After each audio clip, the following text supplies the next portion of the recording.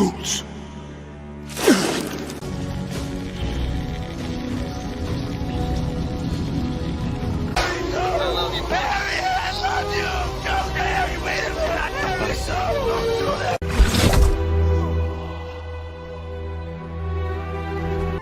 I have been, and always shall be, your friend. Bum bum bum bum bum bum bum bum bum bum bum bum. Wait, I can do that better. What if it's like?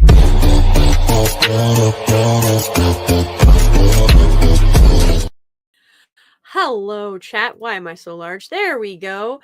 Well, hello, good evening. Some news dropped, and we're going to talk about it briefly, briskly, but first, we have a special guest whom we all love and adore for his dry humor and wit that he tries to to point pass out off. that Lady Gravemaster said, "I'm sorry, I'm so large." Like, I don't think a stream has ever started with someone owning themselves so brutally.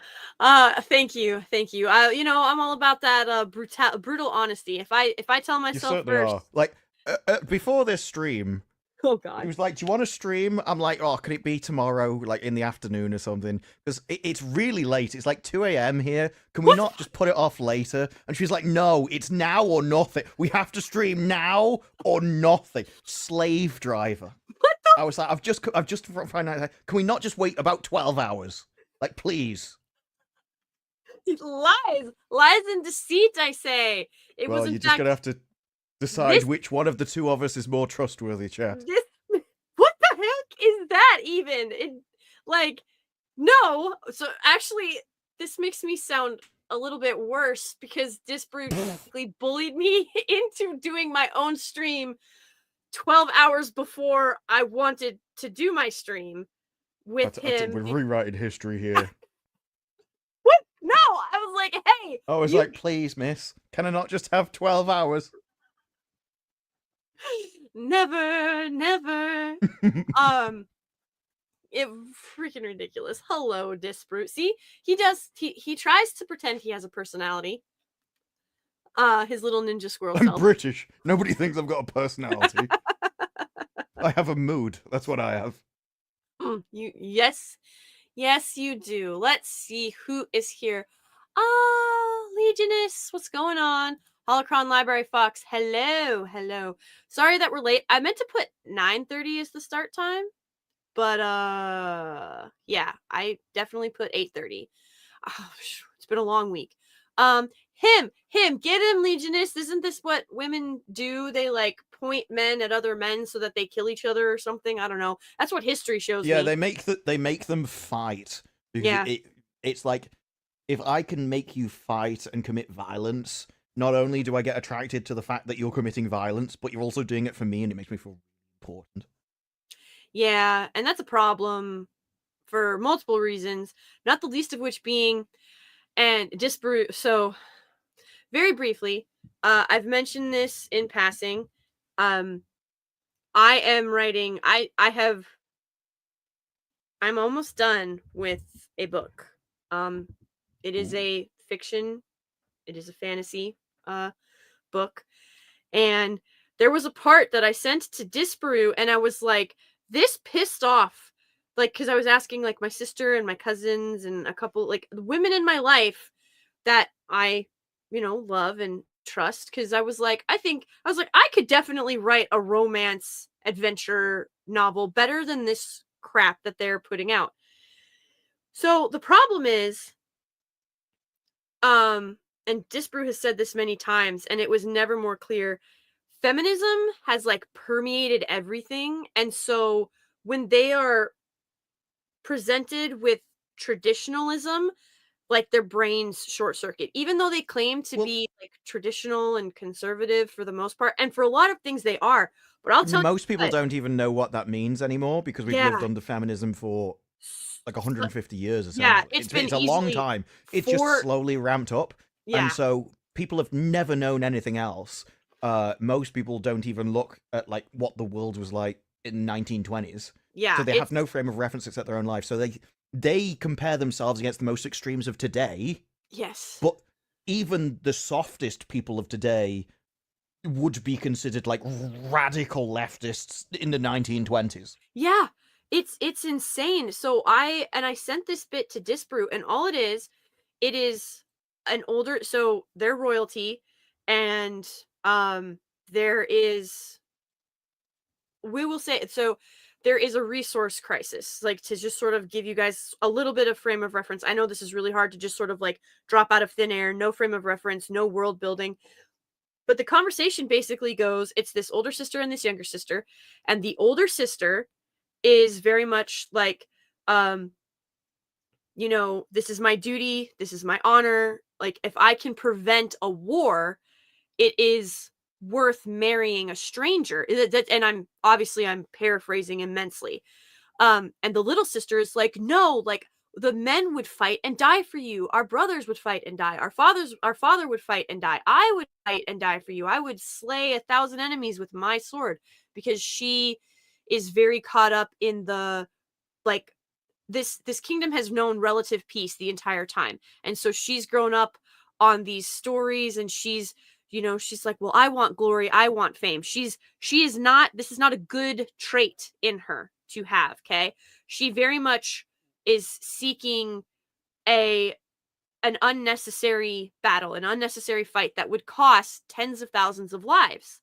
Yeah, but what you're running into is the difference between masculine and feminine morality. That's what those two people have. Yes. The sacrifice yourself is the masculine morality. Mhm. The get the men to sacrifice themselves for you is the feminine morality. Yes, and But so the thing is, the traditional belief, then they are right when they look back and they go, well, traditionally everything's been masculine. It's like, yes, but that's also the superior morality. yes, it is. Because the And other one doesn't scale. It's meant to be No, essentially small. in a Small. family unit. Yes, very much so, like, small, because when you go outside of that, you need to have those masculine values and that masculine, like, outlook. It took me a while to figure this out because I couldn't understand where the disconnect was. And this is one of the books I've actually finished another book, but this book, like, this little script or whatever, um the older sister looks at the younger sister after she's like, all of our men would lay down their lives, and she looks at her little sister and she says, okay, she was like, are you worthy of those lives? Are you worthy to have them lay down those, are they laying down their lives for you, or is it a cause? Is it something greater than yourself that they are laying down their lives for? Because if it is you that they are laying down their lives for, you need to be worth those men's death. And the little sister gets really offended, and she goes, obviously, like, we're the crown. I am the table. And yeah, this is actually, like, she was, so little sister's like, we are the crown. Like, of course we're worth dying for. And she goes, we aren't the crown. She said, we are jewels in the crown. And she said, and our value is being able to bring beauty into the world and to bring peace through treaties, through I can't think of the word, disbrew, where you team up, alliances, through treaties and through alliance, specifically through marriage, right?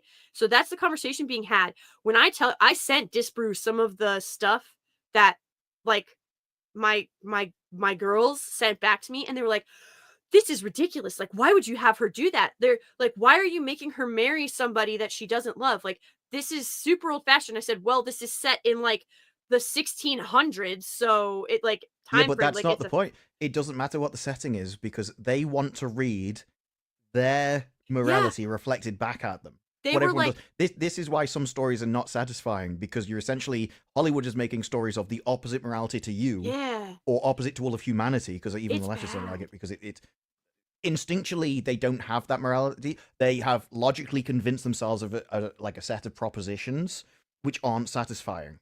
So they Mhm. believe all of these things consciously, but when they watch the story, it's not entertaining because it means nothing to them. Yeah, But and when it comes to the women's view of the world, because it is their instinct and their biology to believe it, they also want to read it. That those are the stories which are satisfying to them. well, That's why it's Handmaid's Tale and everything are massively popular. my one. So what's really interesting, one of my cousins, she was like, no, this makes sense. She's like, the older sister's right. Like, why would you Yeah. have a needless war, slaughter all these men?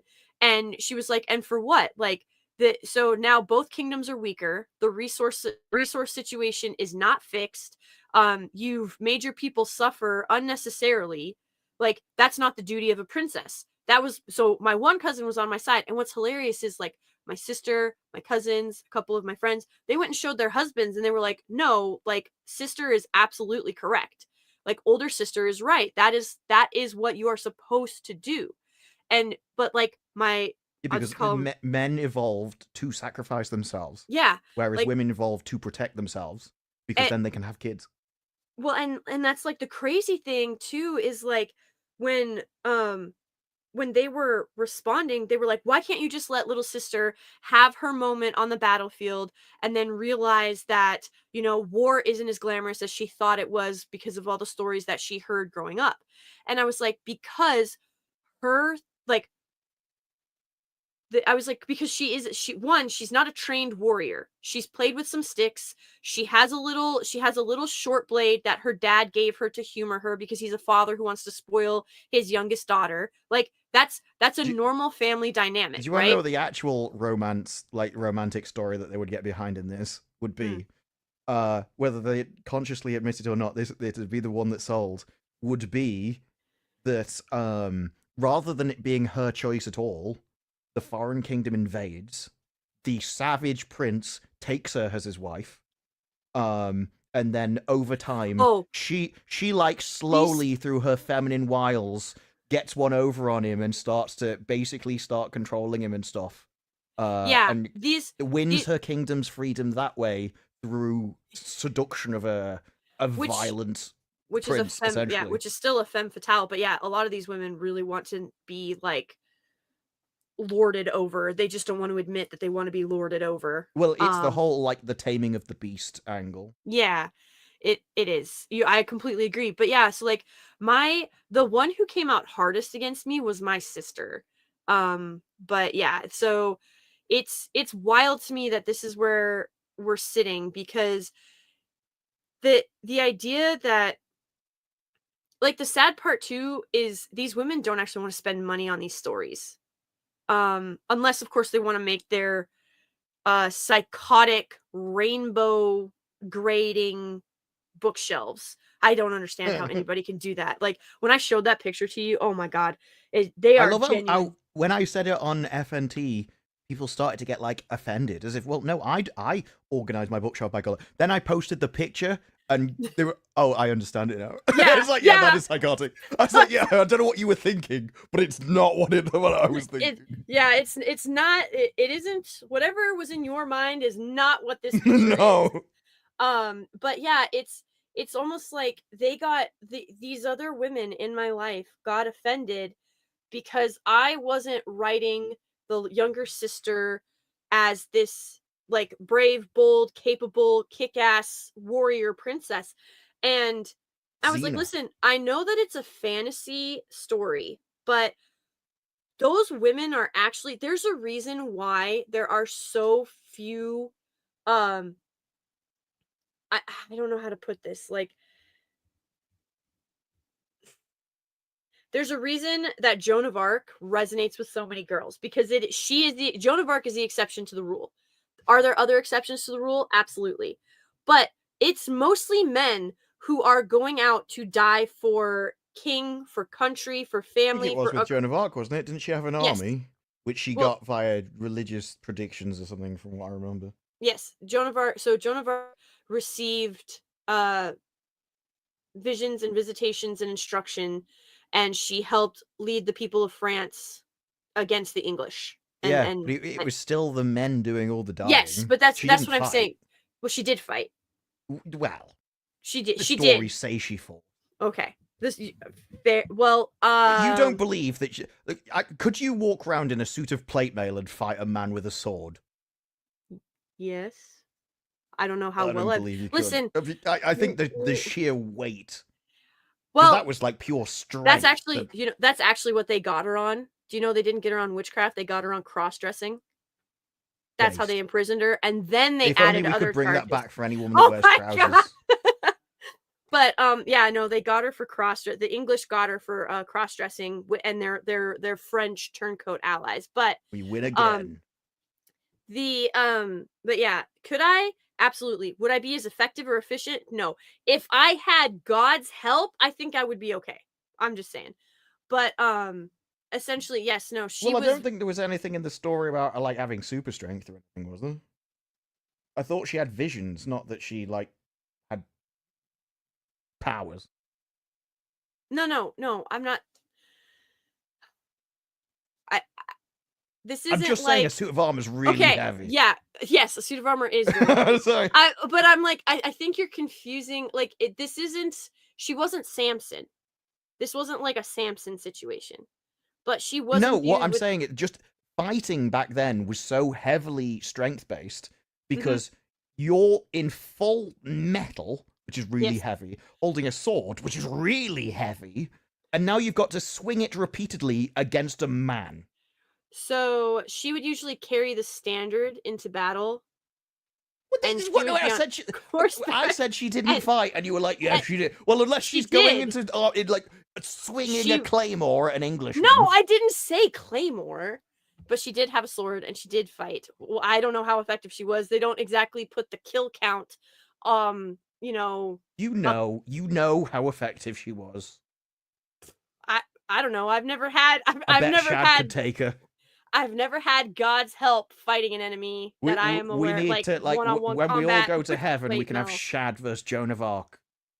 Replace Bro, Bets. Joan of Arc would kick his ass. I know. Yes, No. because God likes She'd Joan be of too Arc. busy having visions or something. She'd be No, like, she's "Oh, in heaven. look, She doesn't need the visions anymore. She'd be like, I can see season 2 of Willow, and then she'd get distracted. She can't see season 2 of Willow. She'd be It like doesn't amazed exist. at the quality of it. Disparu. Be like, Disparu. Warwick, You Warwick, gotta let you're a it go. genius. I'm Disparu. There is no season 2 of Willow. You There's know, barely a season my heaven 1. would be just Willow, all the different seasons that could. I don't think God would torture anybody like that. Well, no, isn't heaven supposed to be like your personal perfection? So mine would be Willow. No, it's not your personal perfection. I'd be like, Warwick, come over here. It's better than your heaven. And he'd be like, oh my god, this is perfect. Kevin, it's a joke. Kevin, it's a joke. It was a joke, Kevin. That was the joke. Shad and I. I'm not joking. My heaven. I know genuinely you're would not just be joking. Willow. You need psychological help. I need to pray for your soul because if that's your idea of heaven, I am horrified what your idea of hell would be. I could be best friends with Warwick.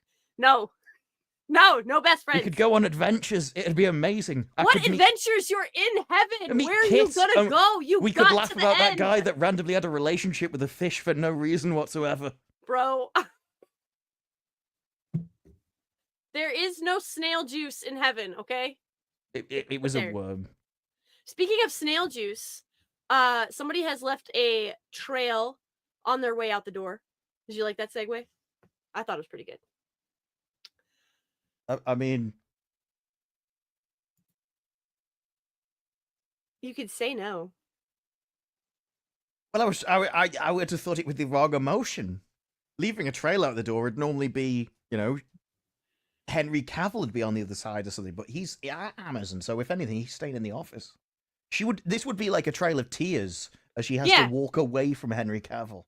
Oh, well, I don't think she likes him. Probably not. She's a big part of the reason that Warhammer has not moved forward. Let's blow this up because that's a face for high def right there. They were right in heaven. Oh, okay, Kevin. Galadriel good. is a self-insert. Kevin, appreciate you. Like, sometimes people do think that we're being serious, and I'm like, no, bro. No. Yeah, but I got you now, Kev. My apologies. I mean, in heaven, Shad might have so many wives. Shad doesn't want so many wives. Oh. Shad says he's exhausting with just the one wife. Yeah, that is the downside. What you might have more energy in heaven, though. Oh, my word. I was going to say, you might have so many wives that eventually I could find, like, out of an infinite amount of people, if you had an infinite amount of wives, then one of them would eventually like the Wheel of Time series. It's like monkeys would eventually write Shakespeare. No, they wouldn't. No, they wouldn't. Yeah, they would. Eventually. An infinite amount of monkeys on an infinite amount of time. That's called accuracy by volume, and it doesn't always work, okay? Oh my god, what is it eventually. by Mia Gallupo? I don't care about you, Mia Gallupo. Yes, Sultan Al-Fahim. She stopped Conan the Barbarian. She's the one that put the brakes on it. She is the reason that Warhammer 40K has had production what is that called?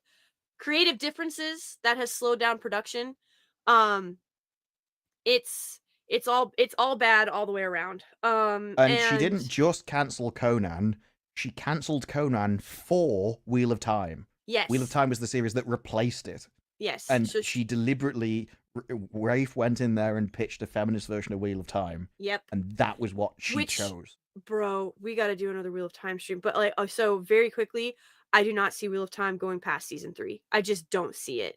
Not with her gone. I mean, I Citadel. don't. When they just ditched it in like Yeah, early in the year, yeah. rather than waiting till September or whatever it normally is. Yeah, I don't see it going any further than season 3 because she's gone. There was no hype for this thing. There's been no buzz. There's been no nothing. It hasn't hit anywhere Well, at and all all for the any marketing is reason. making the same mistakes. Like Yep. the one I saw recently was Rafe, and he was like, Yep. "Oh, yeah, making all these girls get together. That's worth dedicating my life to." I'm like, Yeah. oh, you dedicated your life to destroying another man's life's work. It's Congratulations. yeah, this is the woman who Games Workshop, which is the steward of the 40K IP.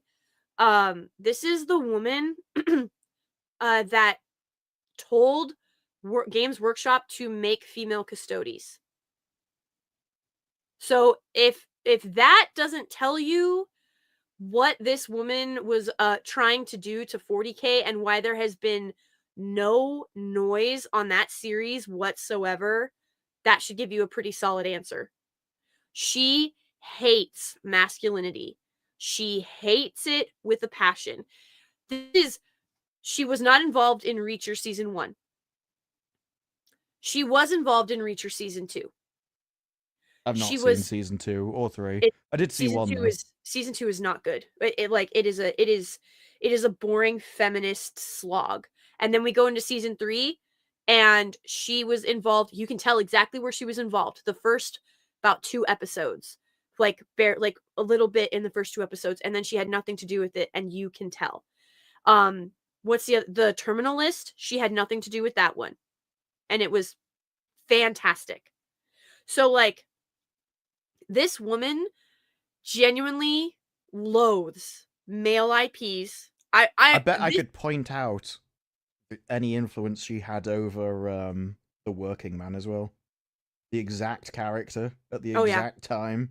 Yes, I can too. I literally I was like, end, that's when she's she's tied up and she's beating the crap out of people. And you want to know that is in the story before. It's the only time it's ever explained, and I think it's just like Stallone or whatever gonna have to do something. And it is they go over her trophies. Yeah. And it shows a kickboxing trophy for 2 seconds in the movie. So and it hinges the entire movie on it. Yeah. Well, so she has as you're going through her bedroom, so the girl's gotten kidnapped, right? I went over this last night.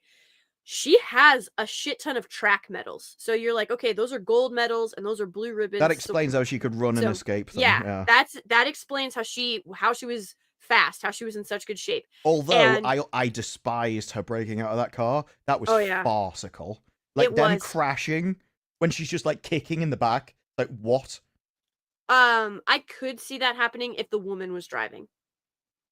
Not with but you don't. If that's happening, that could happen at any second. You don't need someone kicking in the back.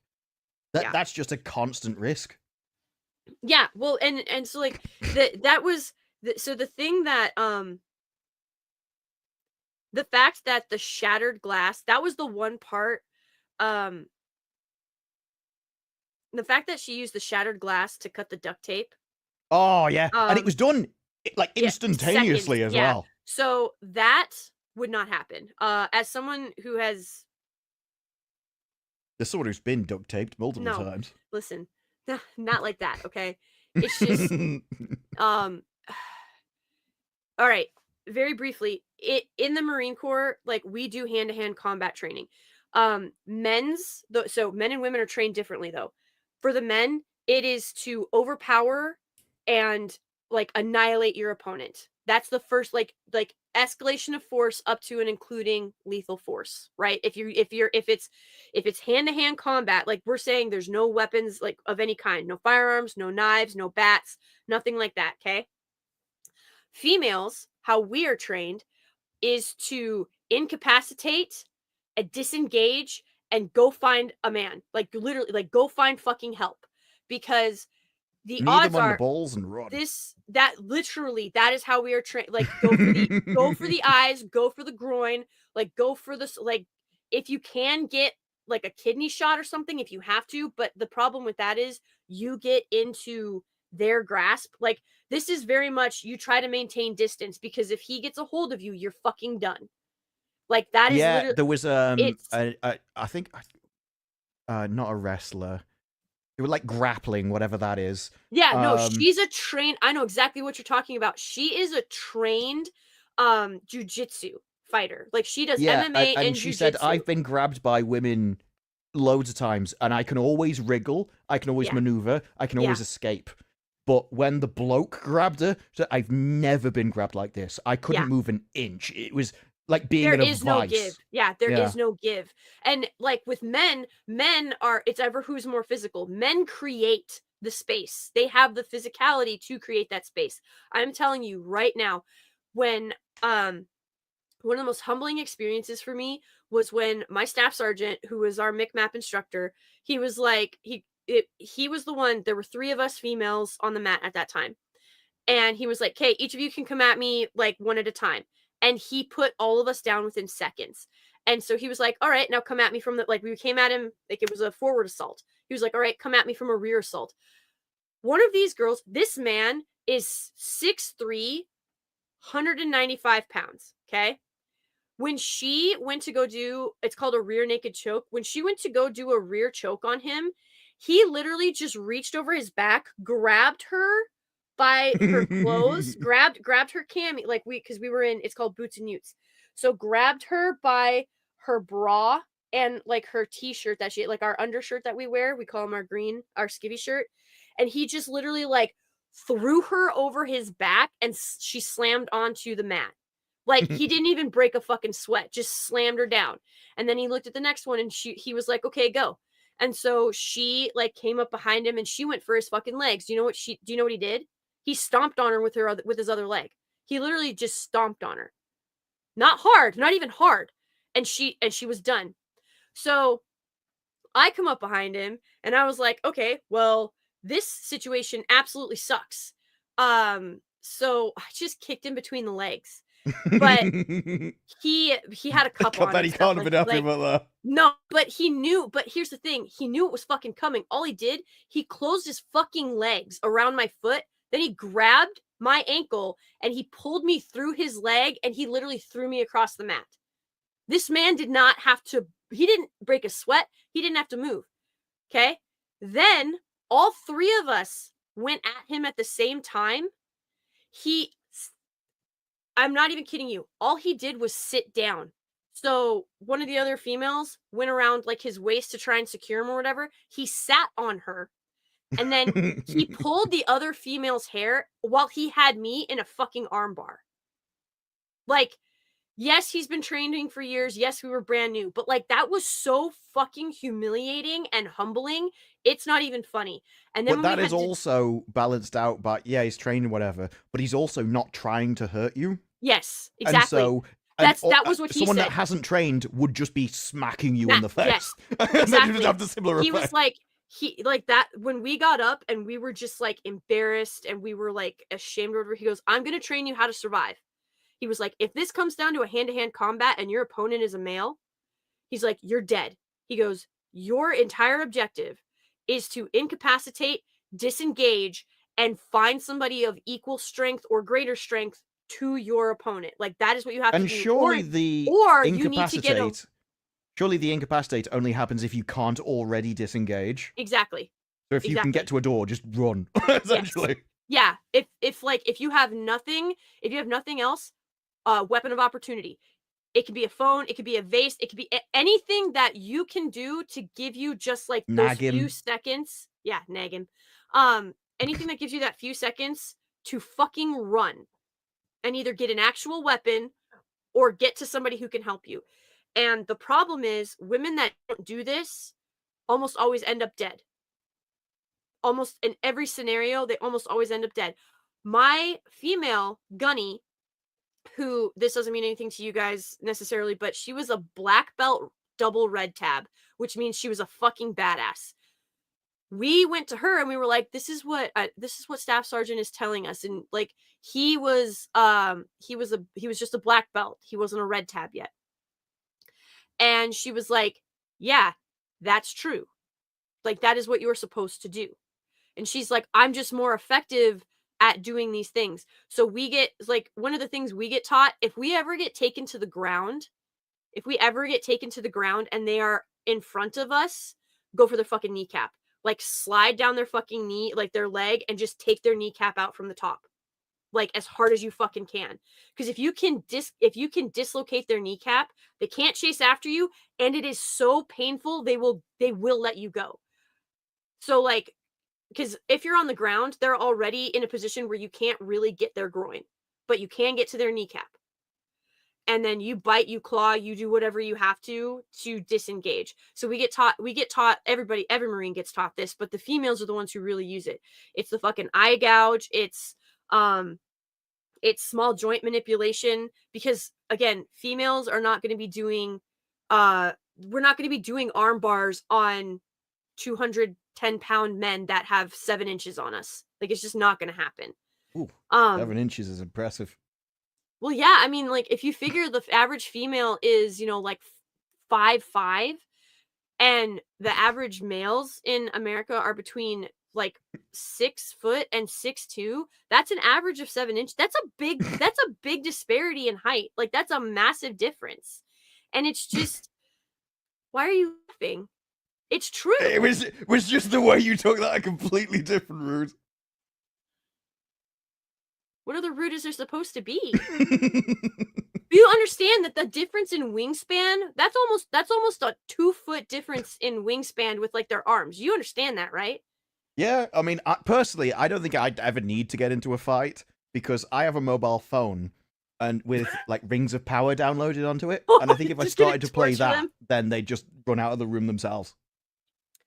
Salty War Pig, I know exactly. Yeah, it's bad. Like, untrained, like, there are women who have talked about this where they're like, I'm in the gym every day, I train all the time, and then I go to grapple with my husband, and even if we're there's just a video with that. Yeah, we're just play grappling and he pins the shit out of me and he's not even trying to hurt me, but I am literally giving this everything I've got.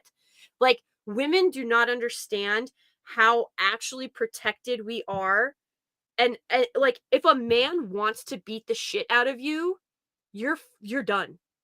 Like, oh yeah, it's not a good situation to be in. You're not going to become Xena. You're not going to be girl bossing. He's not going to stand there and let you hit him. Like, this is something. Oh, and men just move faster. It has to do with like the testosterone stuff, but like, it's not just one thing. It is literally everything about the entire human body. Yes. When it comes to anything related to physical activity, men are better. And you can understand why, because women had to fit a head through their pelvis. This changed their ability to run, so they can't run as fast. And basically everything from that evolved so that they are more sedentary, and men went out and did the things. That one decision, that one split between the genders accounts for every other difference between us. From difference from morality to everything. It is a base biological truth. And the problem is, if you try to say, no, that's not true, or, well, there are women out there that can kick men's asses. I'm not saying that, like, there are men out there that I can beat up, but can I beat up most of the population of men? Yeah, but that would be you versus not. Like the lowest percentile of man. Yeah, that's what I'm saying. Like, it's the actual raw numbers of men that you could actually beat without the element of surprise, or without, that's why firearms are called the great equalizer. That's why they are called that. And so this denial of this fact is getting girls hurt in sports right now. We're watching it, but it's going to get somebody killed. I see loads of bar videos where like they start the fight and they take the swing, and he'll just like push him with one arm, and they're flying back across the room onto their ass, and they just kind of sit there stunned. Like, oh my God. I had no idea this could even happen. It's like, yeah, because like life isn't a movie.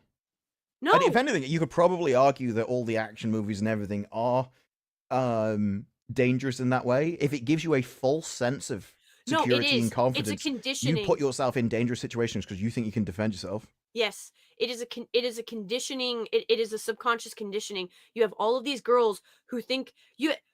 Listen, I don't care how badass you think you are. Your 5'5", 180-pound self, even if you weigh the same, you're 5'5" and 180 pounds. Guess what? You're obese. That is a blatant fact. You're obese at that point. Okay. And you're going up against a 5'11", like we'll keep 5'10", 5'11" male who also weighs 180 pounds. You're gonna fucking lose. It isn't just about weight. Yes, weight class exists for a reason. Well, but if they were the same height, the same weight, the same everything, it you'd still win. wouldn't fucking matter. It Well, still would just not matter. testosterone would build more muscle on him. This just happens. Yeah. He has denser bones. He Denser has wider bones. grip strength. He can make Yep. better fists. Like literally everything.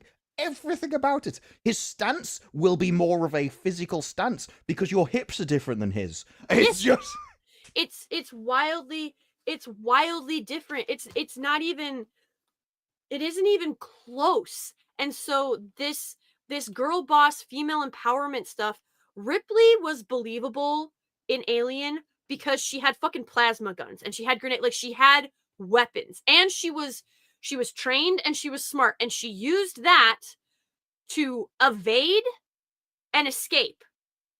Okay? And then she got into a big ass fucking machine. She did not rip the head off of anything. Okay? She got into a big ass fucking machine. Like, it's wild to me that this is where we have landed, because now you have current day women, current day little girls who are like, yeah, well, Ripley's actually not that impressive. Because this is also where the sort of the arsehole feminine trope has come from, where they just go around girl bossing and just being arse to everyone. Men do not act that way because they would end up on the floor. Yeah, someone would beat the crap out of them. Absolutely. Because they go around the world assuming nobody will ever punch them because nobody ever has. They think they can get away with anything, and so they come out with all these. It's like a lot of the time it's the writers living through the characters. Yes, so very much they're so. like, well, if I was in this situation, I would have said this. That'd be really powerful. And it's just them being an arsehole. Yeah, like, that absolutely. would never work because no one would stand for it. No, and like the thing is, I have been punched in the face multiple times. I've had my eye socket broken. I promise you, men are stronger, and they will win. I'm surprised I've never been punched in the face. I think most people would have expected me to have done by now. You are kind of an asshole, but I love you. Well, yeah, it's just I can sense when I've pissed somebody off, and then I could like generally diffuse the situation. That's a good skill to have. Not everybody has that self-awareness. There was one guy who said, I've never seen somebody like flick that fast from like winding someone up to being friendly instantaneously. Instantly. I mean, this guy was like 6'5" or something. He was massive. He towered. Nice. No, he must have been more than 6'5" because he was giant. And it would have been like he could put his arm around my shoulders without bending over, kind of thing. It was that kind of looking up at somebody. That's at I don't least know 6'7". what on earth they grew him in, some kind of test tube. But yeah, he was like, I think he was testing me at first, because the first time he did it, he was like, I went to take my drink, and he went, that's my drink. Like, well, no, it isn't. Yeah, it is. And there was basically nothing in, so it's mine, but if you want it, you can have it. And then he gave it back. I'm like, oh, that was you testing if I'd back down. And then the second time, I didn't back down because it was like nearly full, and he was doing the same thing. So I think he was just testing to see what he could get away with. So I started being an arsehole back to him, and then I saw in his face when he'd snapped and like when he'd had enough, and he suddenly looked. And this was a guy that was pretty renowned for beating the crap out of people, and so I knew I'd pushed across the line, and then I just Abort! Everything flipped, and the guy watching me like, I've never seen that happen with anybody. I was like, yeah, I should have got battered that night. When I got my eye socket broken, I got in the way of a punch that was meant for another girl. And that punch probably would have killed her because she was like 85 pounds soaking wet. She was tiny as fuck. She was 4'11". I'm not kidding. She was so small. And Could be the more than Marine Tom Corps Cruise. has the Marine Corps has height standards. So you Clearly cannot not anymore. no, you cannot be shorter than 4'10" because like the Oh, equipment come on. won't fit That's you. not a standard. That's as short. That's like you have to get a waiver. 0.003% of the population. No, it's not actually, not here in America. But anyway, Short so asses. on average you have to be 5'1". If you're below 5'1", you have to get a waiver. But if you are lower than 4'10", you cannot get a waiver. And like the thing is, and there's also for pilots the height the height requirement is even small. Like To you have see to be over the dash. no. It's because the cockpit is only so big, so you can only be so tall, and you can't be shorter. You've got to be between 5'6", and no, it's tall. It's 5'10" and 6'5", if I remember correctly. Well, is the spread. Yeah, that's It's a decent enough spread, but there are guys who they wash out of pilot school because they're not tall enough, and a couple who are too tall. Yeah, I'm surprised it goes that way, not the other way, because like 6'5" is big, actually pretty extreme for a bloke. So Yeah. I would have thought they would have My tended CO lower. My CO, when my one of my COs, I should say, his call sign was Knuckles because he was so tall and his arms were so long that he would drag his knuckles on the ground. You don't get to pick your call sign; the other guys pick it for you. So he was That's the called same with all nicknames. Yeah, so he was called Knuckles. That was his call sign. Oh, I got one better. My XO, his last name was Bush. His call sign was Cockin. Well, So his whole thing was Cockinbush. I could put two words together. Listen, I don't know. It's what 4 a.m. for you. So I was trying to be helpful. I know, and you still haven't got to a topic. We did sort of. Oh, you pulled up a title. She hates men. She's a misandrist. That's what we got. Okay. But I just assume that because she's a woman in Hollywood. I mean, it is a safe bet, right? Yeah, they wouldn't be still in a job. They would have got fired by now if they weren't. Like, well, actually, I think we should have a man beating somebody. The reason, like, get out of here, guys, the reason she wants to leave Amazon, is because instead of producing at Amazon, she's gonna produce on her own. Well, I actually think this is probably a really nice deal for her. Oh, and yeah. they get her out the picture. Because if she's having a first look deal, she's getting money to do nothing. Is it like, I might produce something, I might not, but if I do, you'll be the first to know. But when I found out that Phoebe Waller-Bridge was getting $20 million a year for the same, like doing nothing, and produce nothing, like that's amazing. So that's like a retirement deal kind of thing is what she's got. Jennifer Salke is stepping down as the head of Amazon MGM Studios. Announcement was made in an internal email to staff by Prime Video and Amazon MGM Studios head Mike Hopkins. She's exiting the company with plans to start a production outfit that already has an overall first look deal across both film and TV at the studio. Amazon MGM will not be replacing Salke, instead having head of film Courtney Valenti and head of TV Vernon Sanders handle their separate arms, both reporting into Hawkins. She got fired. Yeah. Her role was a redundancy, and they got rid of it. It's interesting because they've just spent $1 billion for Bond. They've spun out their own film distribution network. They're going to release 12 to 14 movies next year. That is some big moves. There's a lot of money on the line. Yeah. And just as you're gambling on all this stuff, spending all this money, you're like, yeah, you're too much of a liability. We just can't have you making this kind of decision. When you'd lose money when you bought a movie, let alone 14 in a year. Yep. This part of this article, you'll understand in a second, guys. During her time at Amazon, the studio went through a series of massive changes, including the acquisition of MGM in 2021, and more recently, the acquisition of the creative rights to the James Bond franchise. She oversaw a film slate that includes commercial hits like Roadhouse, The Idea of You, along with buzzy award titles like Saltburn. Okay, before we get to the television part, they are trying to spin those like they were hits. Roadhouse was not a hit. Idea of You was not a hit. And Saltburn was not a hit. That's why it says Buzzy Awards titles. There was a video. I think it was one of the round tables that Variety or someone does. And she was on that, and there was a clip I put in a video, and she was on about a specific TV show where she said everyone thinks this is a failure because we put it in the cinemas for so long, and its box office was essentially awful. And Yeah. then she said, but then it went on Amazon, and people watched it, so I consider that a success. Yeah, she's an idiot. Yeah, it's just like that was her definite. Like, people saw it. Didn't say numbers. Didn't say how they made money. No, just people watched it. Yeah. She is a horrific, like, Well, how these I don't women know get if- into leadership positions, I have no idea. Well, because of the start of that sentence.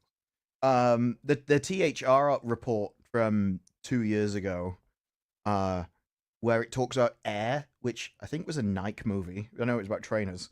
Yeah, Nike. Yep. It says that I can't remember who it was. I think it was Matt Damon. Matt Damon made more money on that than he did for the Bourne Identity movies. Yep. And it was simply because it was such a cheap movie, and she bought it for an astronomical amount of money. And Yep.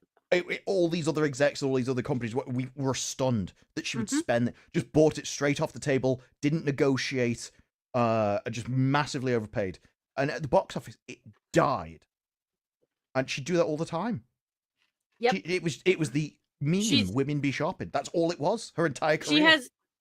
No, yeah, that's exactly what it is. She's like, my shopping instincts are great. No, she's an idiot. She's not making business decisions. This is why I've said, like, at Warner Brothers, and we'll get to Warner Brothers in a second, these decisions are not rational. They're not rational business decisions. These are emotional decisions. These are female decisions. It is tied to emotion. It is not tied to strategy. Well, a lot it of is it not seems tied to be down to she wanted to be in with the celebrities. Yes. Wanted to be respected by celebrities. She enjoyed the status of it.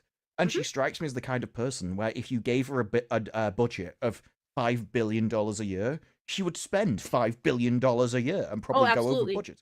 There was no kind of, I'm going to do the most with the least money. It wasn't a commercial or business acumen kind of way of doing business. It was, you're a celebrity with a lot of prestige and I want to be around you. So of course I'll give you what you want. Of course, absolutely, because they want to be in the in crowd. Like that's the thing that people don't seem to understand. That same sort of round table situation like you were talking about. Love him or hate him, Quentin Tarantino made a great point. Movies are a working man's thing, and we have Hollywood, this is him talking. Like, we have priced them out. This isn't high art. This isn't opera. This isn't the Louvre. This is supposed to be a working man's thing. And we have forgotten that. Like, he literally said that to these other creatives. And it's true. It's supposed to be a small respite from the insanity of the real world. So you can go into some type of escapism. And sort of like let go. And that's why movies, his point was, tickets used to be $5. Now I don't know, what do you pay to Sprue? Not $5. I could probably find my ticket prices. I think it was like £8 or £9, but I think at another cinema it's like £13. The average ticket price here in America, like it varies slightly, but the average ticket price is like $21.50, which is, I think, you have better quality cinemas though than anything I've got. If any, because the one I went to, not for $21 freaking dollars, and then you got to get concessions. My lord, to take a family. Oh no, I've never bought anything at a cinema for years. Yeah, no, to take my family of 6 to the movie theater, that's $150. easily. Yeah, I just buy the Like- a 4K Blu-ray is way cheaper.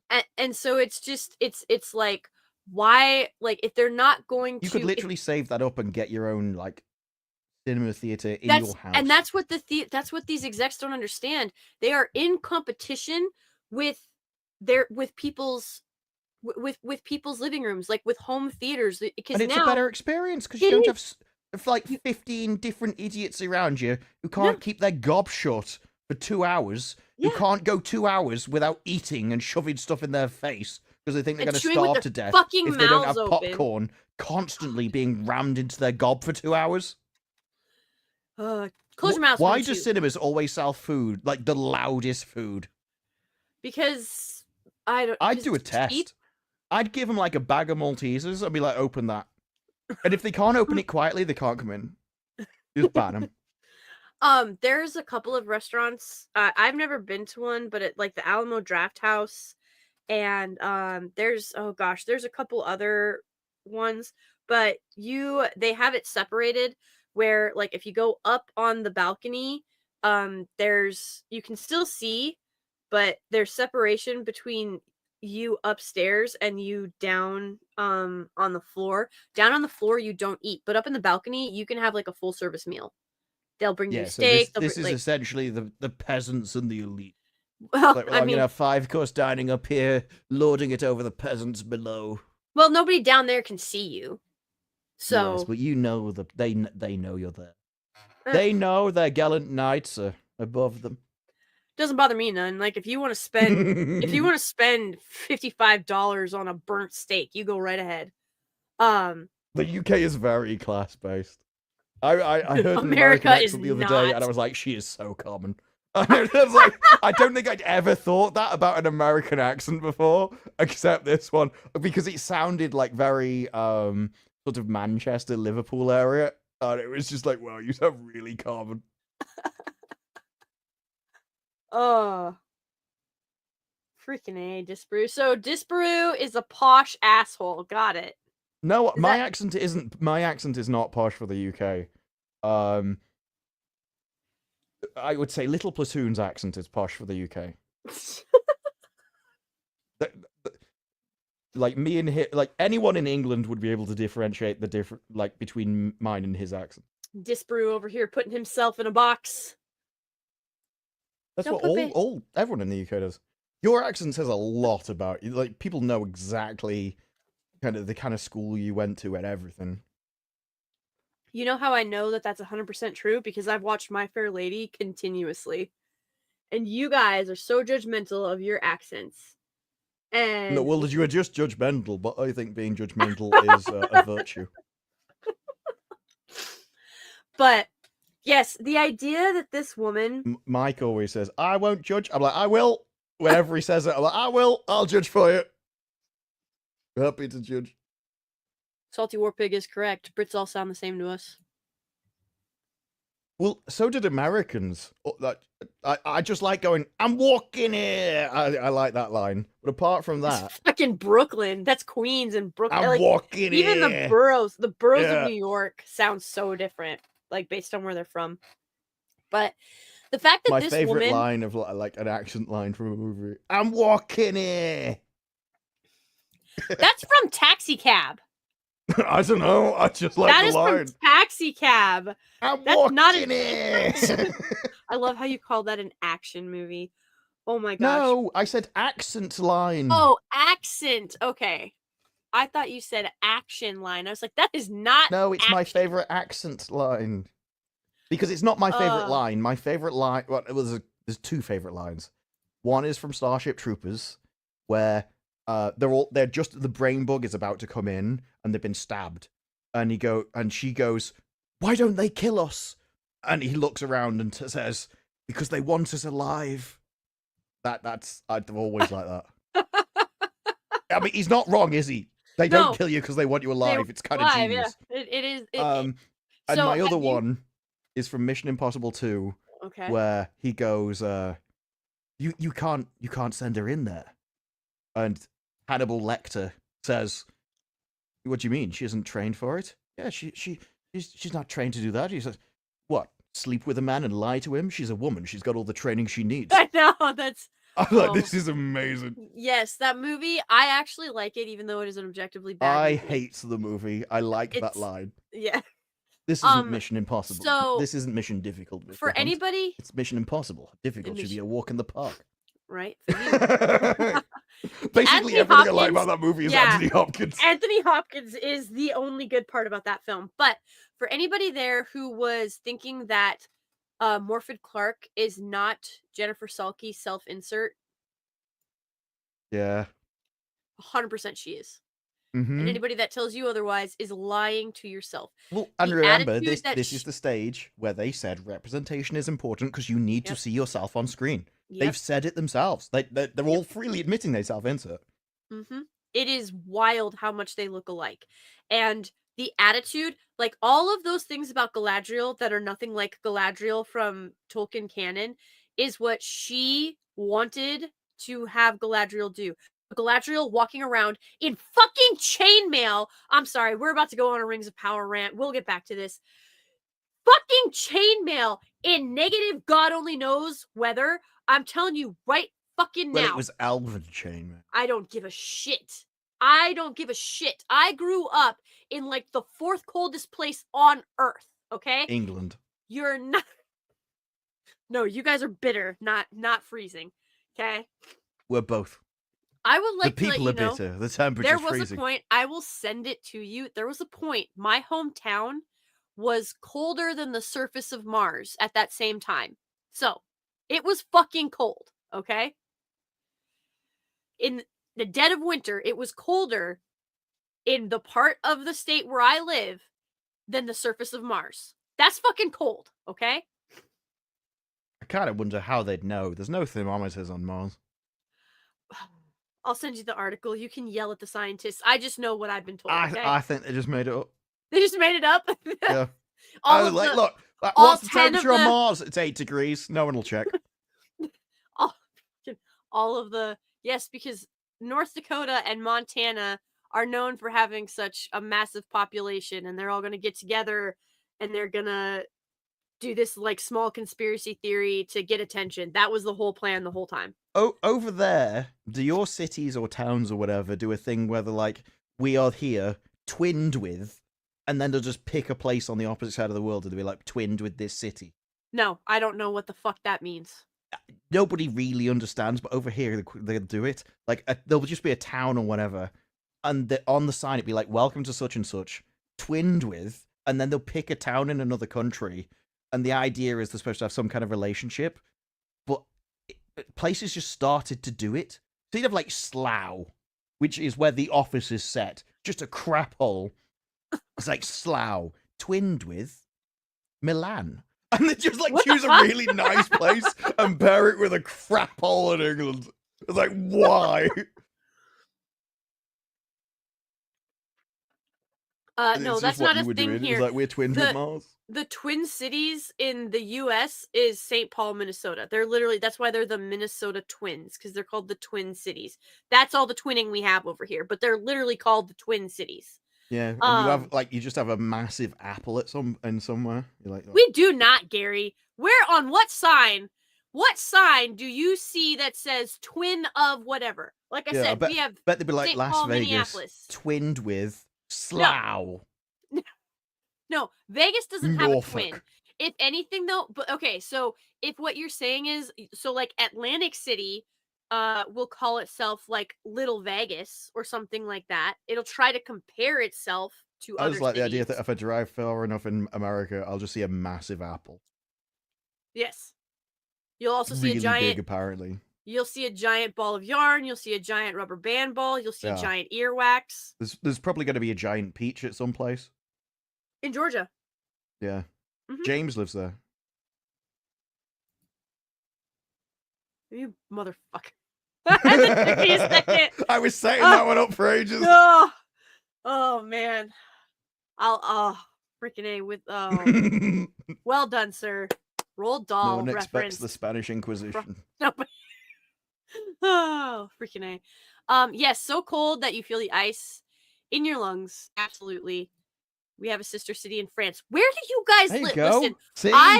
I live in the Great Lady Plains. G's just an uncultured swine. Yeah, I'm uncultured because I don't have. Nobody has time for that shit. Yeah, you called it Paris. A cultured person would call it Paris. Paris. Have you seen that one where it's not garbage, it's garbage? Fucking A. Twinned with ancient Olympia. Jesus. It's like you really push them out. That's like when Scotland was asked, what do they want? Because lots of countries have like a national animal. And Scotland said unicorn. And everyone was like, wait, what? We didn't know you could choose mythological beings. Everyone else is like a horse, a ferret. They went unicorn.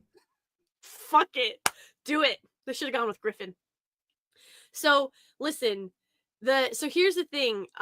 So fun fact, I don't even know if you can say the Japanese one. Ancient. No, I cannot. I was like, wait, can you even say that name on YouTube? But the thing is, I'm teaching ancient. I like the island of Lesbos. Lesbos.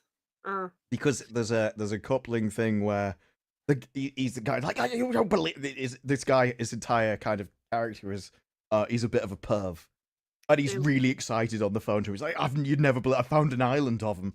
An island of what? It's like, there's a whole island populated just with them. It's going to be amazing. This is going to be like the movie, all the movies I've watched. And then you just cut to the guy who's like, no, Jeff, it's pronounced Lesbos. Oh my gosh, glorious. I'm teaching ancient Greek and ancient Rome right now in class. We're going over that, and one of the city-states, so they're sitting in little groups, and they're in their own little city-states, and we have an Olympia. We just had mock Olympics actually 2 days ago. You should put them in a Coliseum and see who wins. Well, we did archery. So it was fun for me. Yeah. Half the class size. Huh? Half the class size. God in heaven. Oh my word. I mean, it's like what happened in the Coliseum. That is what happens in the Coliseum. That's not what happens in 5th grade. The thing is, it is a bit of a misnomer. Like, it's well into the 90% of gladiators survived. Oh yeah. Because they were too expensive to die, and so yeah, because then you'd have to retrain, all that stuff. It's just not good. So now we get down to the TV side. So that's the film side. That's what she's got. Those are her big wins: Roadhouse, Idea of You, and Saltburn. I've never even heard of them. Yeah, exactly. On the television front, Selkie oversaw the launch of the TV series Rings of Power, which has nothing to do with Lord of the Rings. It can take a long walk off a short cliff, which is considered to be one of the most... No, not one of. It is so it doesn't even mention Wheel of Time. Yeah. It is the most expensive television series ever made and had decidedly mixed reception from fans and critics. Is that still true after Citadel? It is. Yes. Inflation. Because I obviously had to buy the rights. So that's like the thing. It is still more expensive. It is still because Citadel was well over 300 million for the first season. Yep. Rings of Power was still more expensive. Got me when they were saying, "Oh, we were filming here." And it was behind the scenes. It said they got like, I can't remember if it was 10,000 or 100,000 flowers or something, or whether they said tens of thousands of flowers. And they were bragging that they put all these flowers in by hand. It was the season finale where Galadriel's down by the river. Yeah, they were at a real river and they added all the flowers in. And I went back and looked at the scene like I can't even tell. I can't tell that there's tens of thousands of flowers here. Nope. It just seems like you wasted the money. So I've done I've done vids over this. Gary has but Amazon. We'll never know exactly what they paid for season 1, but there was a point, and it's been scrubbed. I need to go find it. I need to relocate that somehow. But Amazon spent $1 billion for the Rings thing of is, Power. Jennifer Sulky quite early on started rowing that back. Yes. And I got the feeling that figure was something they were happy to keep going for a while because it made the series sound impressive. More prestigious, but wasn't true. So here's the thing. There are 2 options to the $1 billion budget or the $1 billion price tag, okay? One, either it's true and kind of like you, Sulky is out on her ass because all she does is spend money and she doesn't make money.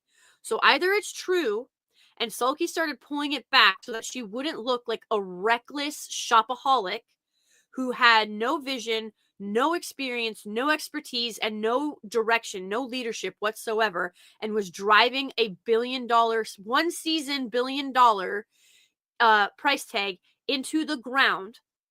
So it's true, but she was starting to dial it back because she realized it was making her look bad.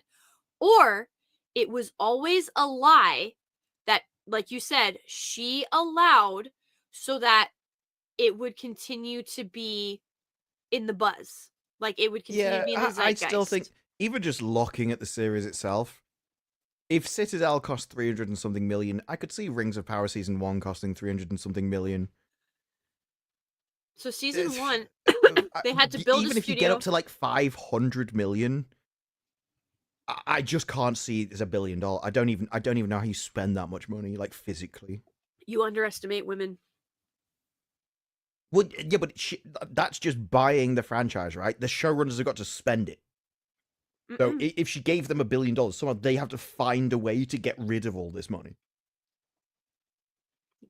And admittedly, they did start wearing some really nice suits, but I don't think it's $1 billion worth. The one thing that makes me think that maybe it could be is the fact they dropped $1 billion on Bond, just to get the rights. Just to get the rights. And then an extra $1 billion on top of it. Do you remember? Yeah. So it's that's I meant the most recent $1 billion. Gotcha. Okay. Like they already had the rights to do it, but this was just to get Barbara out the picture. They dropped $1 billion, and so they're definitely willing to drop that on an 100%. Here is the thing too that you are not okay. So have you ever heard of the stereotype of where women don't like used car salesmen love to talk to women like about the vehicle, like because they'll sell you just have to sell them a lifestyle. Yeah, you sell them the lifestyle. You sell them a fantasy where the man is going to be like, what are the specs? What's the gas mileage? What's the history? What's the you sell the man a solution to his problem. Yes. So you're selling a man a product. You're selling a woman an emotion, a dream. I'm so sorry to so many people. Like actually I was probably why my commission sucked so much was because I was honest with people. I sold jewelry for about 3 years. I worked for a chain jewelry store here in the US. And I had a lot of repeat and like loyal customers, but my commissions were never very high because I would, if people came in and said, hey, this is what I'm looking for, I always start with what's your budget. And when they tell me their budget, I tell them this is what you can afford. I was like, and unless you want to take out credit, which I do not recommend, this is what you have. I said, if you go to anyone else, anywhere else, they're going to try and sell you on credit. They're going to try and get you to finance the ring or the necklace or the earrings or the whatever. I was like, but this is something that you have to think long and hard about, because if you're willing to take out a loan on whatever piece of jewelry that this is, then you have to understand that you are starting to set a precedent. So rather than like building it up together and rather than working hard, like this is sort of what you're getting. And while I was there, it was very obvious. Like one of the things that without fail, I would always make a sale on is when, if they were having a hard time deciding, I would be like, okay, which one of these would you want your grandchild? Like like if it's a ring, which one of these would you like to see your granddaughter wearing? Or if it's a necklace, which one of these would you like your great granddaughter to have and be like, this is my great grandmother's, and have that legacy there, because this is a piece of this is a potential family heirloom and piece of history that's going to get passed down. This is a piece of you that will survive. My Willow DVDs. Right, there you go. And so, but that one, because it's emotional, because it ties it back to this idea of legacy and leaving a piece of you behind, and it's a family heirloom, and we're tying it to all this emotion and all these memories in this ring or in this necklace or in these earrings. It all worked on women. That shit did not work on men. Okay? That's something you figure out really easy. So because I have that background experience, I shit you not, I believe that they spent $1 billion on season 1. I absolutely believe it. I believe they overspent. They didn't. I mean, we watched her do it. You just brought up Air. She doesn't negotiate. She doesn't renegotiate. She has no that business Hollywood savvy. Reporter article before has mess up after mess up. Like, Oh, yeah. It's a really, really long article, and it's just jam-packed with people slagging her off and talking about all the time she's failed. And that was 2 years ago. Yeah. Like, almost to the day. And I think it came out on, like, April 3rd. And she is just now leaving. What the fuck does that tell you? So, Yeah, and how many more times has she failed in the meantime? Oh, what absolutely. other stories are there? she is like that black hole in your budget where, like, where's all this money going? It's her. It's Selkie. I would have just left it at that. She is like that black hole.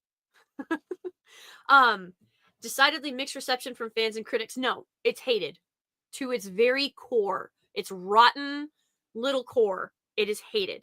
Hit Amazon series made under Selkie's tenure. Notice this. So Selkie oversaw the launch of Rings of it's Power. not saying that Rings of Power was, yeah. Under Selkie's tenure, she had nothing to do. Now, Fallout admittedly was subpar. Like, it wasn't great. It wasn't terrible.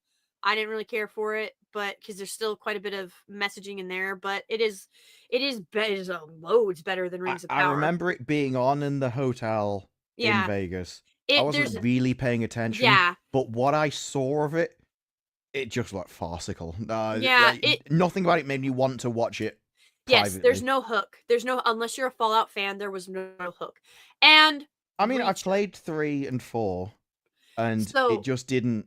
It didn't pull you in. That's what I. To be honest, the games didn't even pull me in that much. Hubby's favorite is Fallout New Vegas. I've always been more of a Morrowind person, and after that, I love Morrowind. So does Hubby. The other my favorite RPGs are Morrowind and Baldur's Gate 2.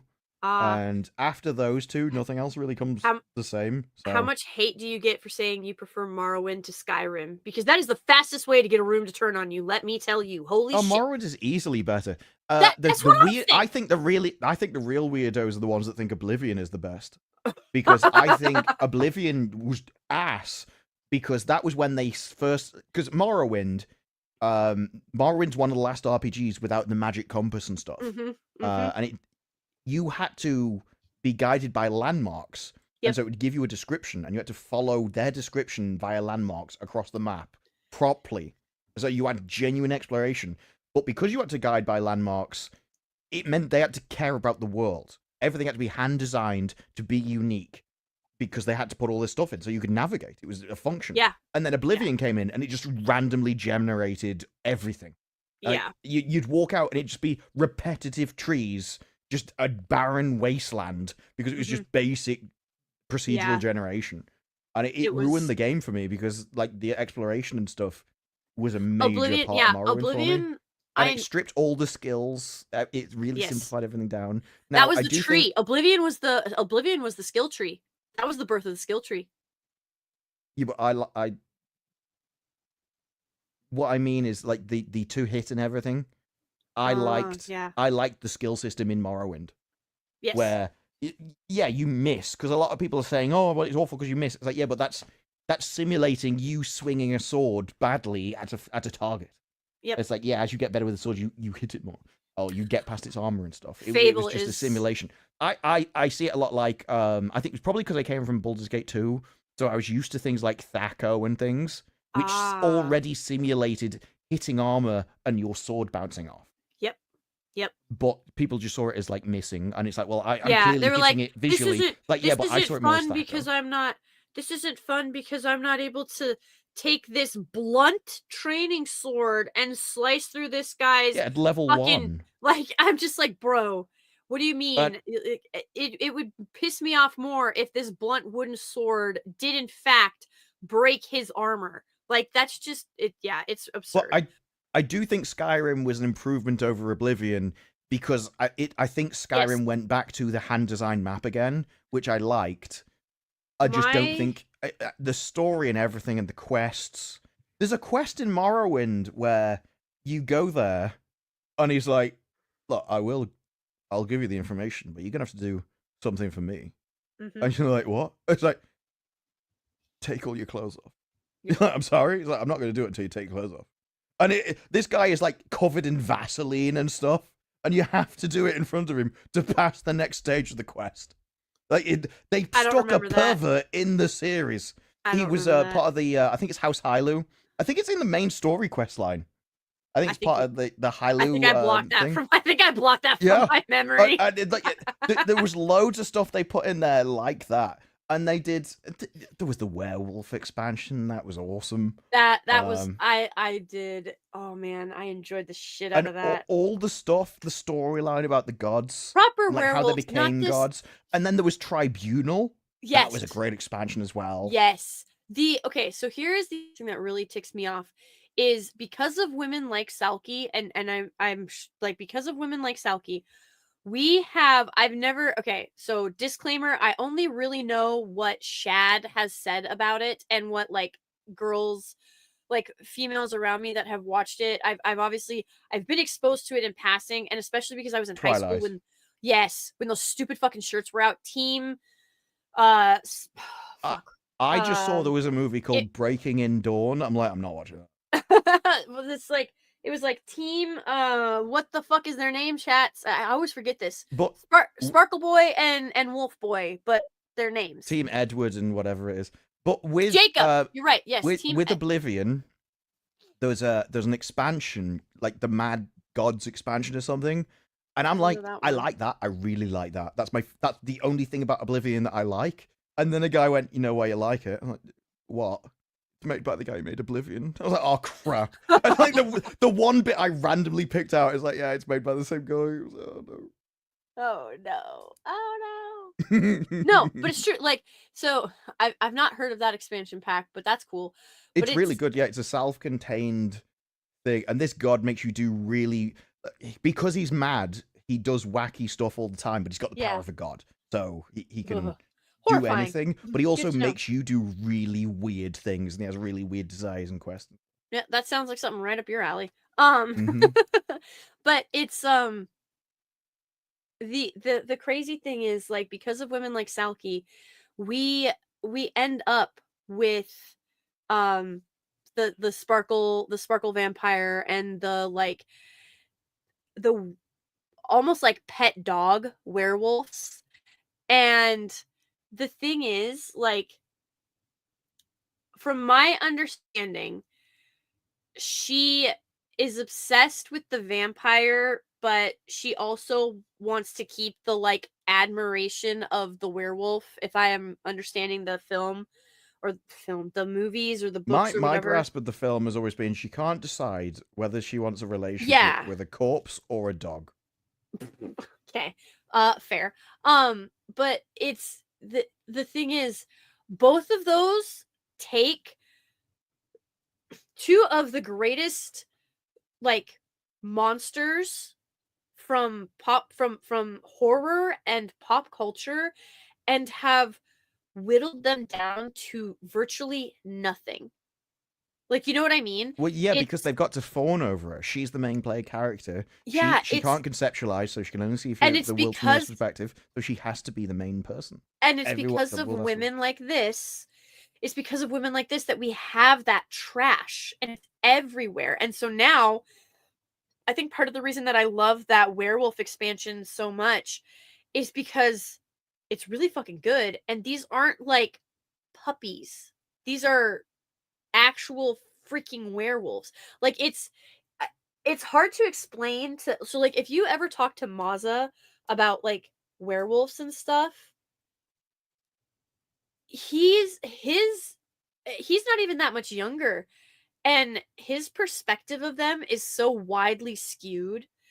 He's just like, oh yeah, like you turn into a dog for a couple of hours and then you go on a run and then you turn back into a human. I'm not sure you can use Maza as like an example of like knowledge, like of a I generation. hey, Ours is a bit of a unique experience. Maza is, and he's a lovely, unique experience. We love him. Holy cow. Gary Thomas for $5. Thank you. Says, I know nothing about Lord of the Rings, but I like listening to you guys talk about it. Lady J, what do you think of Laurel K. Hamilton as an author? Well, Lady J is not here at the moment, but But Lady if you kindly G. leave your name and number, someone will get back to you. But no, I'm just kidding. So I mean, to be fair, you did take your name off the screen. I know. It's Like, hard. damn, I'm supposed to remember. It's difficult. And I am just a woman after all. I am just a woman. Which is fine. Okay, so Laurel K. Hamilton, I have an issue with because I don't read smut. I will just come right out and say that. You can ask Disbrew. The one time that I was trying to show him what book boyfriends were, I almost threw up because I had to read part of a book. And I wanted to die. Both of embarrassment and just cringe. And Laurel K. Hamilton, there are some women in my life who I love and adore.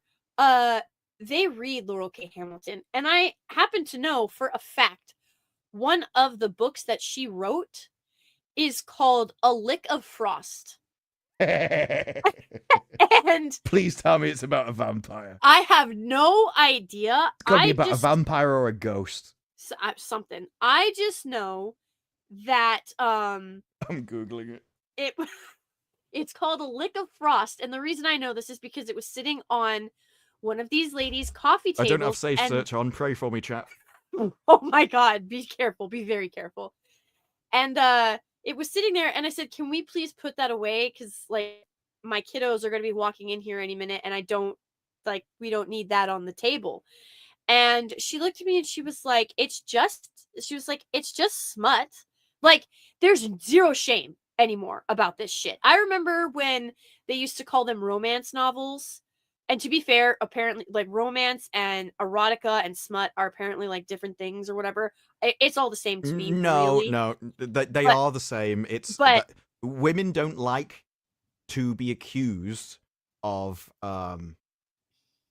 being interested in prawn, basically. Oh, it is straight up. That is exactly what it is. Well, yes, but because they can't for some reason they seem that to be like offensive or shameful. Yes. So instead they're like, well, no, because they like they can't... to rephrase it and call it. It's like, oh, well, actually, this is deeper. This is art. This doesn't. So count. it's actually, yeah, it's like men saying that they get what are those magazines? I forget the names of them. Playboy. It's men get, yeah. That's a bit. That's a meme though. Yeah, like, that's a meme. But like no, but this is as a sort of a tongue in cheek. You know why I'm really getting it kind of. Yeah. Thing. Whereas women are like, no, I promise. Well, it's the reason that women have to say that is because they still want to be able to shame men for watching prawn. And they can't do that if they are also engaging in it. So it's a double standard shit again. It really is, because they can't they want to be able to shame men away from their male fantasies, from their male gaze, because if they because they see it. Here is the competition. Thing. It is competition. Yes, that is exactly it. Like when I came to this realization, I went, holy crap. These women are not, they don't want to do away with prawn because it's, well, a hoarding man is one that's more easily controlled. And so any outlet that would make him less so means that he's less easily manipulated and controlled by them. And so it removes their power. Yeah, so women want to take away men's extra, like you said, I don't know, like their fantasy or whatever, but not even like, because it is destructive. Like, it is bad. Like the. Do you want to know my favorite one? It's people shaming what's his name, actor that only gets with people under 24 and then dumps them. Not. Oh gosh, Titanic. Well, whatever his name is. Him is what I mean. Yeah. The shaming people like that the get with 22-year-olds and stuff. only reason they do that is because they're not 22 anymore. Yep. And so they want to knock out all of their younger, far more attractive, less experienced competition, so that's that why you they have want no you to one left but them to choose. Yeah, and that's why they want you to like wear hideous clothes and these ridiculous patterns and this hideous makeup and do these side shave like haircut. Like they are trying to make you less desirable until you reach a point that you are authentically no longer a threat or a competition, because the I don't even know how old Do you know Jennifer what's in this Salke book? is. A Lick of Frost. No, I have no idea what is in that book. If I say non-consensual, you'll get Oh the my rest. god, are you serious? Yeah. It's in the first paragraph of this summary. Okay, so Gary Thomas, to answer your question, no. No. Just no. Absolutely not. That's There's these. A load of men are being questioned about these charges in relation to 3 other. I'm assuming they're men. They look like male, but they're like things. King Taranas has brought the charges on behalf of the woman that was allegedly by the aforementioned Fae. of course there's fucking Faye in it. Oh my gosh, these women. Oh yeah, she's half Fae, half something else. Listen, if you want to read your smut books, read your smut books, but please stop bringing them out in public. Stop leaving them out when you have company coming over, and stop talking about them in public. Like, go to your Half little. mortal, half Fae. Of course she is, because half-bloods are stronger than full, but like, oh my god. I'm trying to so find out sick of where that this Lick of trope. Frost comes from, though. That's what I'm interested in. Bro, you have said enough. That is horrifying. Like, listen, you know what? Fuck it. Oh, we gotta Wait, do a there's stream more? on. My god, disprove. When Mary and her guards get home after taking a trip to the hospital, they call Aunt Adaris to tell her of all that has happened, specifically the offer to rule the Sealy court. Andice believes Mary already agreed to rule and abuses one of her guards in a sadistic rage. This seems What to be is just wrong? constantly throughout the book. What is wrong with these Oh, people? carries on afterwards, yeah. Brings other men to join in. Oh my god. Feminist power fantasies are the most sadistic, twisted things you will ever meet. Male or female feminists. It isn't men watching Handmaid's Tale. That is entirely women getting their rocks off. That's all that series is. I am horrified right now. Hello, Steph. I love you. I'm sorry that you had to hear this. No, I did not buy a Team Edward tea. He's the werewolf, right? Vampire. We're gonna go with the vampire. Someone eats a finger? Oh no, sorry. She catches the tear on her finger and consumes it. I thought it said she eats the thing, she consumes the finger. I don't know. This book was on the table of one of the ladies that I am related to. What's a fairy dog? I don't know what a fairy dog is. A dog that has wings? Those are fairy who stand in the room with no fairy dog to keep them grounded. Crumple to the floor. I have no clue. Is it? I bet it's just a dog, and they're like, no, this is actually a fantasy fairy dog. Actually, maybe I have no clue. This is so wildly outside of. Frost is a person. Yeah, this Gary Thomas for $2 just said Frost is the name of one of the characters. Okay, now I need to find out who Frost is. God, this for real. Make it stop. It's the name of the book. Gary, it's a mystery. I'm getting mystery boxed. It's not. It's not a mystery. Stop. The creation yes, Kevin. of yes. Oh, Leonardo DiCaprio. The creation of the That's Sith in Fairyland allows the ring of fertility on her finger to flare to life, and she realizes she's pregnant with twins. Where did that come from? Was Mary the? No. This for I'm confused. I didn't want to read the book when it was on her table. I don't want to read Yeah, it but now. the Wikipedia summary is way more interesting. I can't work out where Mary, did the deed.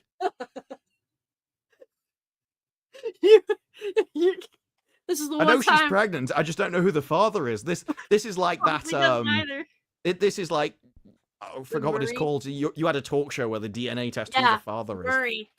The Murray, like, you are the father. You are not the father. The DNA A says- phantom image of Mary's children appear by their respective fathers: Rhys, Frosk, Galen, Doyle, Mistral, and Shoto. She has 6 fathers for her children. No, perspective means one of them is the daddy. She doesn't know which. No, a phantom image of Mary's children appear by their respective fathers. These are 6 fathers for 6 children. Holy crap. Yeah. I thought you said She didn't just become a little bit of a perspective. slag. She was a total slag. Oh my god. What is this book? What I is don't stop know, it? but I want to I'm read with it. Proven. No, stop. Bad discourse. Yeah. Bad. Gary, do you see what you've done? This is Gary Thomas, by the way, not the other Gary. Gary doesn't give two. They sacrificed one of them. The children? No, Frost turns out to be the sacrificial king for the creation of new Fae. This book is wild. It's just people humping and killing each other. Oh, I read that. I read that as slag, but it said stag. Well, maybe both are true. Honestly, Disbrew can make a whole channel about smut reviews, bro. Taranis, using illusion to appear to be one of the guards, knocks her out and Hold takes on. her to his Stop, bedroom. Stop. Gary, so Gary has read this book. No, all of them are the father, and it sucks. It's 6 fathers for 2 children. How do you have 6? That just didn't even make sense biologically. Fae, because they're gonna say it's the Fae, it's the Fae magic, it's the whatever. So Wait, all you 6 know- men, all 6 men are the father of these 2 children. I've just reached another part What the where fuck? somebody gets knocked out and dragged to a bedroom, and the Wikipedia says it is assumed that he, and then believes he fathers her children. So this isn't just children. All these children seem to be coming from Force. What the? What is? Oh my god! If these are the books your sisters are reading, and It's not my sister, thank God. oh, okay, sorry, the women in your life that you love very much. I am concerned. I feel like this is wild. Bro, so like, okay, so some of it's interesting because they all have their like own flavor. Some of them really like the like Highlander romance smut stuff with like the big strong Celtic warrior, even though she swears she hates men. But Oh my god, there's layers. there's I don't want to know about layers. Onions. Well, Onions have layers. It's like everybody thinks that it's these 3, but that was just an illusion by this wizard. And actually, it was these 3 that did it over here that were disguised by a different. It's like mystery box all the way down, but instead it's who impregnated her. We have gone down a wild This rabbit is hole. wild. Then somebody did it again, I think. The book ends in an ambulance. Of course it did. After this. My god. And these are popular books? Apparently. Oh my god. The book ends. This is how. The book ends by she's on her way to hospital. I thought this was a fairyland, right? But apparently it's got ambulances because the writers don't have an imagination.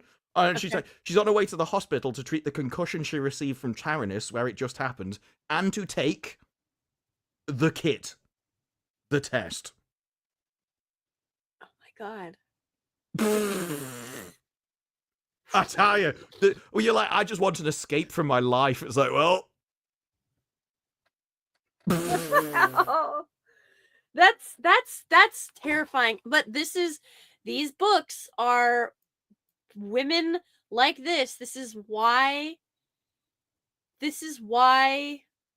we have this stuff, because of feminists and misandrists. Like that sounds like something Jennifer Salke would probably produce. Go ahead and forward that to her. She can have all that fun. she can adapt it. She's pregnant again, Steph. It's the I'll just screenshot it. Paternity test, I am assuming. No, what? No. Remember what I said at the start? Oh, the That's why I gotcha. said kit first. Yeah, kit. Got it. That kit. Sorry, I was wrong, Steph. It's to see if there was non-consensual stuff. Okay.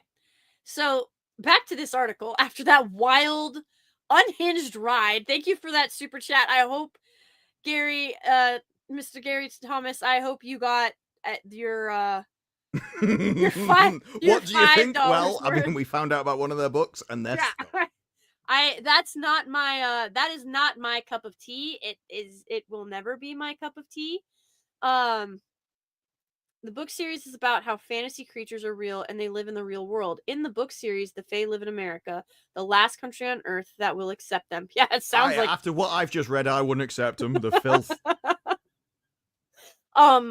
Yeah, completely agree with that. But if you want a series that has like magic and fantasy creatures in the real world, just do the Dresden series. I'll read Dresden. Oh yeah, Much some better. people have recommended Dresden to me. It's fantastic. There was a good. I can't remember which book series it was. There was one I read where it starts with a woman inheriting wealth from like an uncle or something, and it's 3 books, and you find out more as you go through the books. And by the end of the books, you end up in such a different place that he says he wrote the 3 books with the intention that you read it twice, because everything flips.